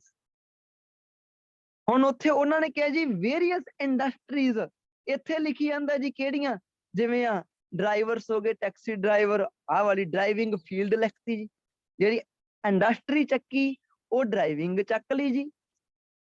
ਫਿਰ ਅਨਇੰਪਲੋਇਮੈਂਟ ਨੂੰ ਕੀ ਕਹਤਾ ਜੀ, ਰਿਡੰਡੈਂਸੀਜ਼ ਕਹਤਾ, ਜਿਹੜਾ ਰਿਪਲੇਸ ਦਾ ਸਿਨੋਨਿਮ ਵੀ ਹੈ। ਅੱਗੇ ਜਾ ਕੇ ਇਹਨਾਂ ਨੇ ਕਿਹਾ ਸੀਗਾ ਜੀ ਮਸ਼ੀਨਸ ਨੂੰ ਚੱਕ ਲਿਆ ਜੀ ਸੈਲਫ ਡਰਾਈਵਿੰਗ ਵਹੀਕਲ। ਅਗੇਨ ਫਿਰ ਦੋਨੇ ਸੈਂਟੈਂਸਸ ਜੋ ਹੈ ਉਹ ਟਾਈਟਲੀ ਬਾਉਂਡ ਆ ਜੀ ਇੱਕ ਦੂਜੇ ਨਾਲ। ਤੇ ਸ਼ਾਰਟ ਟਰਮ ਦੇ ਵਿੱਚ ਸੀਗਾ ਇਹ ਜਿਹੜੀ ਡਰਾਬੈਕ ਸੀਗੀ ਜੀ। ਹੁਣ ਮੀਡੀਅਮ ਟਰਮ ਦੇ ਵਿੱਚ ਤੁਸੀਂ ਇਹਦੇ ਵਿੱਚ ਕਨੈਕਟਰ ਦੇਖੋਗੇ ਪਹਿਲੀ ਵਾਰੀ ਸ਼ਾਇਦ, ਸ਼ਾਰਟ ਟਰਮ ਬੈਨੀਫਿਟ ਆ ਵਾ, ਹੁਣ ਆ ਰਿਹਾ ਜੀ ਮੀਡੀਅਮ ਟਰਮ। ਹੁਣ ਆਪਾਂ ਜੇ, ਕਿਉਂਕਿ ਦੇਖੋ ਨਾ ਤੁਸੀਂ ਕੀ ਲਿਖਦੇ ਹੁੰਨੇ ਹੋ, ਜੇ ਤੁਸੀਂ ਕਦੇ ਧਿਆਨ ਨਾਲ ਸੋਚੋ, ਤੁਸੀਂ ਸਾਰਿਆਂ ਨੇ ਕੀ ਲਿਖਦੇ ਹੁੰਨੇ ਹੋ, ਜੋ ਤੁਹਾਡੇ ਬ੍ਰੇਨ ਦੇ ਵਿੱਚ ਹੈਗਾ ਵਾ, ਜਿੰਨੀ ਜਾਣਕਾਰੀ ਵੀ ਤੁਹਾਡੇ ਬ੍ਰੇਨ ਦੇ ਵਿੱਚ ਹੈਗੀ ਆ ਹੁਣ ਤੱਕ, ਬਸ ਤੁਸੀਂ ਉਹਨੂੰ ਆਪਣੇ ਪੀਸ ਆਫ ਪੇਪਰ ਤੇ ਬਾਹਰ ਕੱਢਦੇ ਹੋ। ਕੋਈ ਨਵੀਂ ਚੀਜ਼ ਨਹੀਂ ਹੋ ਸਕਦੀ, ਕੋਈ ਨਵੀਂ ਚੀਜ਼ ਨਹੀਂ ਹੋ ਸਕਦੀ। ਤੁਹਾਡੇ ਬ੍ਰੇਨ ਦੇ ਵਿੱਚ ਜਿਹੜਾ ਸਮਾਨ ਪਿਆ ਵਾ, ਬਸ ਉਹਨੂੰ ਹੀ ਤੁਸੀਂ ਘੁਮਾ ਫਿਰਾ ਸਕਦੇ ਹੋ ਇੱਕ ਦੂਜੇ ਨਾਲ। ਤੁਸੀਂ ਦੇਖੋ ਨਾ ਕਿ ਹਿਊਮਨ ਬ੍ਰੇਨ ਇੱਕ ਮੈਜੀਕਲ ਚੀਜ਼ ਤਾਂ ਇਹ ਨਹੀਂ, ਖੁਦ ਬਖੁਦ ਆਪਦੇ ਬ੍ਰੇਨ ਦੇ ਵਿੱਚ ਇੱਕ ਨਵਾਂ ਵਰਡ ਕ੍ਰੀਏਟ ਨਹੀਂ ਕਰ ਸਕਦਾ। ਇਹਨੂੰ ਕੀ ਪਤਾ ਉਹ ਦੁਨੀਆ 'ਚ ਹੈਗਾ ਵੀ ਹੈ ਕਿ ਨਹੀਂ ਹੈਗਾ। ਜਿਹੜੇ ਬੱਚੇ ਨੂੰ ਰਿਡੰਡੈਂਸੀ ਵਰਡ ਪਤਾ ਹੀ ਨਹੀਂ, ਨਾ ਹੀ ਇਹਦਾ ਮੀਨਿੰਗ ਪਤਾ ਵਾ, ਅੱਛਾ ਇਹ ਕਿੱਦਾਂ ਹੋ ਜਾਊਗਾ ਜੀ, ਉਹਦਾ ਬ੍ਰੇਨ ਉਹਨੂੰ ਆਪ ਹੀ ਦੱਸ ਦਵੇ ਕਿ ਨਾ ਇੱਕ ਰਿਡੰਡੈਂਸੀ ਵਰਡ ਹੁੰਦਾ ਵਾ, ਤੂੰ ਇਹ ਲਿਖਿਆ ਕਰ। ਏਦਾਂ ਤਾਂ ਪੋਸੀਬਲ ਹੀ ਨਹੀਂ ਜੀ, ਏਦਾਂ ਤਾਂ ਹਿਊਮਨ ਬ੍ਰੇਨ ਡਿਵੈਲਪ ਹੀ ਨਹੀਂ ਹੋਇਆ। ਰਿਡੰਡੈਂਸੀ ਵਰਡ ਤੁਹਾਨੂੰ ਬ੍ਰੇਨ ਦੇ ਵਿੱਚ ਪਹਿਲਾਂ ਪਾਉਣਾ ਪੈਣਾ ਵਾ, ਪ੍ਰੈਕਟੀਕਲੀ ਰੀਅਲ ਲਾਈਫ ਦੇ ਵਿੱਚ। ਜਦੋਂ ਬ੍ਰੇਨ ਦੇ ਵਿੱਚ ਜਾ ਕੇ ਪਊਗਾ, ਹੁਣ ਬ੍ਰੇਨ ਨੂੰ ਪਤਾ ਲੱਗ ਗਿਆ ਕਿ ਦੁਨੀਆ ਦੇ ਵਿੱਚ ਆ ਵੀ ਚੀਜ਼ ਇੱਕ ਹੈਗੀ ਆ, ਹੁਣ ਲੋੜ ਪੈਣ ਤੇ ਇਹਨੂੰ ਬਾਹਰ ਕੱਢ ਸਕਦਾ ਜੀ। ਬਟ ਬ੍ਰੇਨ ਦੇ ਵਿੱਚ ਚੀਜ਼ਾਂ ਆਪਣੇ ਆਪ ਨਹੀਂ ਤੁਹਾਨੂੰ ਪਤਾ ਲੱਗ ਸਕਦੀਆਂ ਜੀ, ਕਿਉਂਕਿ ਜਾਣੀ ਕਿ ਹਿਊਮਨ ਦੇ ਕੇਸ ਵਿੱਚ ਤਾਂ ਜਮਾ ਹੀ ਨਹੀਂ ਇਦਾਂ ਹੋ ਸਕਦਾ ਜੀ। ਹੁਣ ਜੇ ਤੁਹਾਨੂੰ ਪਤਾ ਹੀ ਨਾ ਹੋਊਗਾ ਕਿ ਮੀਡੀਅਮ ਟਰਮ, ਸ਼ਾਰਟ ਟਰਮ ਇਹ ਬੈਨੀਫਿਟ, ਇਹ ਕਨੈਕਟਰ ਆ, ਤਾਂ ਨੈਚੁਰਲ ਜੀ ਗੱਲ ਆ ਤੁਸੀਂ ਇਹਨੂੰ ਲੋੜ ਪੈਣ ਤੇ ਕਿਤੇ ਯੂਜ਼ ਕਰੋਗੇ ਕਿਸੇ ਦਿਨ। ਤੇ ਜੇ ਤੁਸੀਂ ਅੱਜ ਤੋਂ ਪਹਿਲਾਂ ਪੜ੍ਹਿਆ ਹੀ ਨਾ ਹੋਊਗਾ ਕਿ medium term benefit, short term benefit, ਗਾਂ ਜਾ ਕੇ ਲੌਂਗਰ ਟਰਮ ਫੀਅਰ, ਇਹ ਤਿੰਨੇ ਕਨੈਕਟਰ ਆ ਜੀ, ਇਹ 3 ਪੁਆਇੰਟ ਨੂੰ ਦੱਸਦੇ ਆ ਇਹ। ਤੇ ਜੇ ਤੁਹਾਨੂੰ ਪਤਾ ਹੀ ਨਹੀਂ ਹੋਊਗਾ, ਤੁਹਾਡਾ ਬ੍ਰੇਨ ਆਪਣੇ ਆਪ ਇਹਨਾਂ ਨੂੰ ਕ੍ਰੀਏਟ ਕਿਵੇਂ ਕਰ ਲੂਗਾ ਜੀ। ਤੁਸੀਂ ਕੋਈ ਜਾਨੀ ਕਿ ਮੈਜੀਕਲ ਪਾਵਰ ਥੋੜੀ ਹੈ ਤੁਹਾਡੇ ਕੋਲ ਸਾਰਿਆਂ ਕੋਲ। ਤਾਂ ਕਰਕੇ ਕਹਿਣਾ ਹੁੰਨਾ, ਜਿੰਨਾ ਜ਼ਿਆਦਾ ਪੜੋਗੇ ਉਨਾ ਜ਼ਿਆਦਾ ਸਿੱਖੋਗੇ, ਮਾਈਂਡ 'ਚ ਚੀਜ਼ਾਂ ਜਾਣਗੀਆਂ, ਲੋੜ ਪੈਣ ਤੇ ਉਹ ਯੂਜ਼ ਹੋਣਗੀਆਂ। ਹਾਂਜੀ ਚਲੋ ਅੱਗੇ ਚੱਲਦੇ ਜੀ ਆਪਾਂ। ਤਾਂ ਕੀ ਕਹਿੰਦੇ ਜੀ, ਤਾਂ ਇਹਦੇ ਵਿੱਚ ਇਹਨਾਂ ਨੇ ਕਿਹਾ ਜੀ, ਜੇ ਆਪਾਂ ਮੀਡੀਅਮ ਟਰਮ ਦੇ ਵਿੱਚ ਦੇਖੀਏ ਜੀ, ਮੀਡੀਅਮ ਟਰਮ ਦੇ ਵਿੱਚ ਕਹਿੰਦੇ ਜੀ ਜੇ ਇੰਟੈਲੀਜੈਂਸ ਟੈਕਨੋਲੋਜੀਜ਼ ਜਿਹੜੀਆਂ ਹੈਗੀਆਂ, ਕਹਿੰਦੇ ਜੇ ਇੰਟੈਲੀਜੈਂਟ ਟੈਕਨੋਲੋਜੀਜ਼ ਗ੍ਰੈਜੂਅਲੀ ਟੇਕ ਜੌਬਸ, ਮੈਂ ਤੁਹਾਨੂੰ ਪਹਿਲਾਂ ਹੀ ਕਿਹਾ ਸੀਗਾ ਜੀ, ਹੁਣ ਤਾਂ ਤੁਹਾਨੂੰ ਯਕੀਨ ਹੋ ਗਿਆ ਹੋਊਗਾ ਕਿ ਲੈਕਸੀਕਲ ਰਿਸੋਰਸਸ ਤੁਸੀਂ ਵੈਸੇ ਹੀ ਨਹੀਂ ਜਾਣਬੁੱਝ ਕੇ ਬਣਾਉਂਦੇ, ਜਾਂ ਸ਼ਾਇਦ ਤੁਹਾਡੀ ਉਹ ਕ੍ਰੀਏਟੀਵਿਟੀ ਨੂੰ ਤੁਸੀਂ ਕਦੇ ਜਾਣੀ ਕਿ ਲਿਟ ਹੀ ਨਹੀਂ ਕੀਤਾ, ਜਗਾਉਣ ਦੀ ਕੋਸ਼ਿਸ਼ ਹੀ ਨਹੀਂ ਕੀਤੀ, ਕਿਉਂਕਿ ਤੁਹਾਨੂੰ ਟੇਕ ਵਰਡ ਵੀ ਪਤਾ ਵਾ ਤੇ ਤੁਹਾਨੂੰ ਗ੍ਰੈਜੂਅਲੀ ਵਰਡ ਵੀ ਪਤਾ, ਤੁਹਾਨੂੰ ਇਹ ਵਰਡ ਦੋਨੇ ਪਤਾ ਵਾ ਐਕਚੁਅਲ ਦੇ ਵਿੱਚ, ਇਹ 'ਚ ਕੋਈ ਨਵੀਂ ਚੀਜ਼ ਨਹੀਂ ਸੀਗੀ। ਬਟ ਇਹਨਾਂ ਨੂੰ ਲਾਉਣਾ ਉਹ ਤੁਹਾਡੀ ਕ੍ਰੀਏਟੀਵਿਟੀ ਤੇ ਡਿਪੈਂਡ ਕਰਦਾ ਜੀ। ਮੈਂ ਤੁਹਾਨੂੰ ਵਰਡਸ ਦੱਸ ਸਕਦਾ ਵਾਂ, ਮੈਂ ਤੁਹਾਨੂੰ ਉਹਨਾਂ ਦੀਆਂ 2 ਕੋਲੋਕੇਸ਼ਨਸ ਵੀ ਦੱਸ ਸਕਦਾ, ਬਟ ਉਹਦੀ ਤੀਸਰੀ ਕੋਲੋਕੇਸ਼ਨ ਕਿਵੇਂ ਪੋਸੀਬਲ ਹੋਊਗੀ, ਇਹ ਜੌਬ ਤੁਹਾਡੀ ਹੁੰਦੀ ਹੈ। ਕਹਿੰਦੇ ਜੇ ਇੰਟੈਲੀਜੈਂਸ ਟੈਕਨੋਲੋਜੀਜ਼ ਜਿਹੜੀਆਂ ਹੈਗੀਆਂ ਵਾ, ਹਾਂਜੀ, ਗ੍ਰੈਜੂਅਲੀ ਟੇਕ ਜੌਬਸ ਅਵੇ ਫਰੋਮ ਹਿਊਮਨ। ਕਹਿੰਦੇ ਜੇ ਇੰਟੈਲੀਜੈਂਸ ਟੈਕਨੋਲੋਜੀਜ਼ ਨੇ ਹੌਲੀ ਹੌਲੀ ਜੌਬ ਹਿਊਮਨਸ ਤੋਂ ਲੈ ਲਈਆਂ, we will find that, we may find that, ਤਾਂ ਫਿਰ ਕੀ ਲੱਗੂਗਾ ਜੀ, ਕਹਿੰਦੇ people become, ਉਹ ਕਹਿੰਦੇ ਕਿ de-skilled। ਤੁਹਾਡੇ ਵਿੱਚੋਂ 99% ਬੱਚਿਆਂ ਨੂੰ ਇਹ ਵਰਡ ਪਹਿਲਾਂ ਨਹੀਂ ਪਤਾ ਹੋਣਾ ਜੀ, ਮੇਰੀ ਗਾਰੰਟੀ ਹੈ ਪੂਰੀ।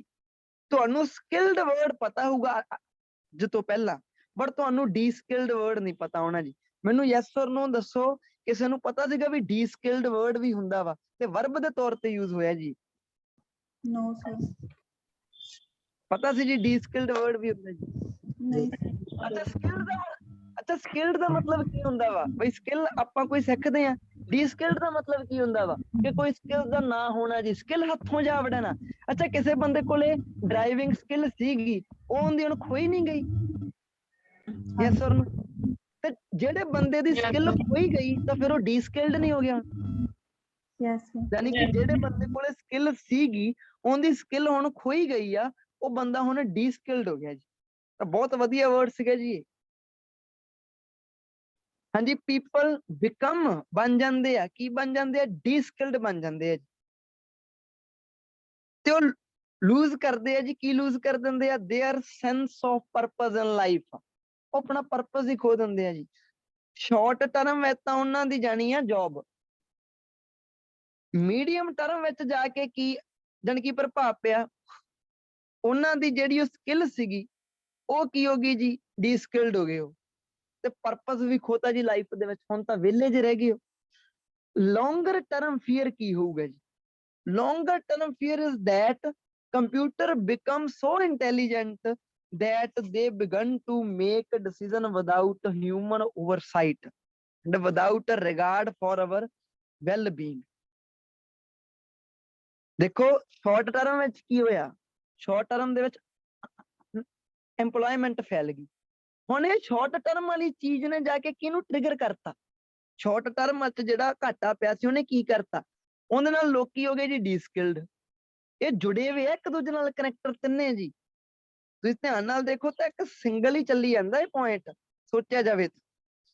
ਡੀ-ਸਕਿਲਡ ਹੋ ਗਏ, ਪਰਪਸ ਲੋਸਟ ਕਰਤਾ, ਪਰਪਸ ਲੋਸਟ ਕਰਤਾ, ਡੀ-ਸਕਿਲਡ ਹੋ ਗਏ। ਇਹਦਾ ਹੁਣ ਲੌਂਗ ਟਰਮ ਵਿੱਚ ਪ੍ਰਭਾਵ ਕੀ ਪਿਆ? ਕੰਪਿਊਟਰ ਜਿਹੜੇ ਹੈਗੇ ਆ ਇਹ ਸੋ ਇੰਟੈਲੀਜੈਂਟ ਹੋ ਜਾਣੇ ਆ that they begun to make decisions। ਉਹਨਾਂ ਨੇ ਡਿਸੀਜਨ ਲੈਣੇ ਸ਼ੁਰੂ ਕਰ ਦੇਣੇ ਆ ਜੀ ਵਿਦਾਊਟ ਹਿਊਮਨ ਓਵਰਸਾਈਟ, ਹਿਊਮਨ ਦੀ ਦੇਖ ਰੇਖ ਤੋਂ ਬਿਨਾਂ ਹੀ, without regard for our well being. ਤੇ ਉਹਨਾਂ ਨੇ ਆਪਣੀ ਵੈਲ ਬੀਇੰਗ ਵੀ ਨਹੀਂ ਸੋਚਣੀ ਕੰਪਿਊਟਰਸ ਨੇ। ਕੰਪਿਊਟਰਸ ਨੇ ਨਹੀਂ ਇਦਾਂ ਸੋਚਣਾ ਵੀ ਲੋਕਾਂ ਨੂੰ ਫਾਇਦਾ ਹੋ ਰਿਹਾ ਜਾਂ ਨਹੀਂ ਫਾਇਦਾ ਹੋ ਰਿਹਾ, ਜਾਂ ਇਨਵਾਇਰਮੈਂਟਲੀ ਹਾਰਮਫੁਲ ਹੈਗਾ ਵਾ ਜਾਂ ਨਹੀਂ ਹਾਰਮਫੁਲ ਹੈਗਾ ਜੀ। ਉਹਨਾਂ ਨੇ ਬਸ ਉਹ ਡਿਸੀਜਨ ਆਪੇ ਲੈਣ ਲੱਗ ਜਾਣੇ ਆ। ਤਾਂ ਇਹ ਧਿਆਨ ਚ ਰੱਖਿਓ ਜੀ ਹਮੇਸ਼ਾ ਕਿ ਇਹ ਬੀਪੀ ਦੀ ਵੀ ਜੋ ਕੋਰੈਂਸ ਆ ਬਹੁਤ ਟਾਈਟਲੀ ਬਾਉਂਡ ਹੈ ਜੀ। ਇਹਦੇ ਵਿੱਚ ਲੈਕਸੀਕਲ ਰਿਸੋਰਸਸ ਬਹੁਤ ਵਧੀਆ ਲੈਵਲ ਦੇ ਆ ਜੀ। ਤੇ ਹੁਣ ਆਪਾਂ ਨੈਕਸਟ ਚੱਲਦੇ ਹਾਂ ਆਪਣੇ ਕਨਕਲੂਜਨ ਦੇ ਉੱਪਰ। ਹਾਂਜੀ, ਕਨਕਲੂਜਨ ਕੀ ਕਹਿੰਦਾ ਜੀ ਆਪਾਂ? ਤਾਂ ਕਨਕਲੂਜਨ ਬਸ ਸ਼ਾਰਟ ਜਿਹਾ ਕਨਕਲੂਜਨ ਲਿਖਿਆ ਗਿਆ ਜੀ, ਜਸਟ ਸ਼ਾਰਟ ਤੇ ਸਮਾਰਟ ਜਿਹਾ ਕਨਕਲੂਜਨ। ਹਾਂਜੀ, ਨੀਚੇ ਵਾਲੀਆਂ ਲਾਈਨਾਂ ਜੀ ਕੀ ਕਹਿੰਦੇ ਜੀ ਆਪਾਂ ਨੂੰ ਹੁਣ? ਤਾਂ ਇਹਨਾਂ ਨੇ ਆਪਾਂ ਨੂੰ ਕਿਹਾ ਜੀ, ਕਹਿੰਦੇ ਇਨ ਕਨਕਲੂਜਨ ਵੋਇਲ ਲਾਇਆ ਵਾ।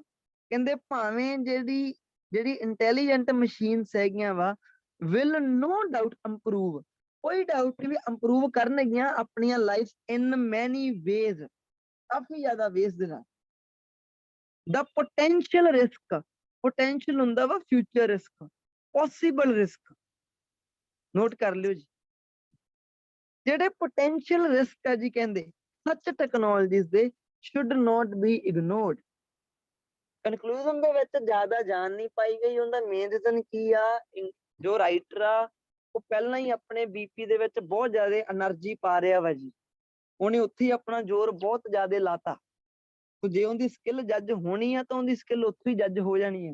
ਉਹਦੇ ਲੈਕਸੀਕਲ ਰਿਸੋਰਸਸ, ਉਹਦੀ GRA, ਇਹ ਸਾਰਾ ਕੁਝ ਜੱਜ ਹੋ ਜਾਣਾ ਜੀ। ਹਾਂਜੀ ਜੀ। ਤਾਂ ਮੈਨੂੰ ਯੈਸ ਔਰ ਨੋ ਦੱਸ ਦਿਓ ਜੀ ਕਿ ਸਾਰਿਆਂ ਨੂੰ ਪਤਾ ਲੱਗ ਗਿਆ ਜੀ ਕਿ ਇਹਦੇ ਵਿੱਚ ਕੋਰੈਂਸ, ਇਹਦੇ ਵਿੱਚ ਲੈਕਸੀਕਲ ਰਿਸੋਰਸਸ ਤੇ ਇਹਦੇ ਕੁਝ ਛੋਟੇ ਛੋਟੇ ਨੈਗੇਟਿਵ ਪੁਆਇੰਟ ਤੇ ਇਹਦਾ ਟਾਸਕ ਰਿਸਪੌਂਸ ਤੇ ਇਹਦੇ ਵਿੱਚ ਜੋ ਕਨੈਕਟਰਸ ਵੇਖੇ ਤੁਸੀਂ ਅੱਜ ਤੇ ਜੋ ਇਹਦੇ ਵਿੱਚੋਂ ਵੋਕੈਬਲਰੀ ਆਪਾਂ ਦੇਖੀ, ਤਾਂ ਇਹ ਕਮ ਸੇ ਕਮ 7 ਬੈਂਡ ਤੱਕ ਸਕੋਰਿੰਗ ਟਾਸਕ ਹੁੰਦਾ ਜੀ, 7+ ਤੱਕ। ਨੂੰ ਯੈਸ ਔਰ ਨੋ ਦੱਸ ਦਿਓ, ਕਲੀਅਰ ਹੈ ਜੀ? ਹਾਂਜੀ Yes, sir. sir. sir. Clear ਹੈ ਜੀ? Yes, sir. ਹਾਂਜੀ ਓਕੇ ਜੀ। ਦੇਖੋ ਇਹਦੇ ਵਿੱਚ ਜਿਹੜੀ ਇੱਕ ਹੋਰ ਗੱਲ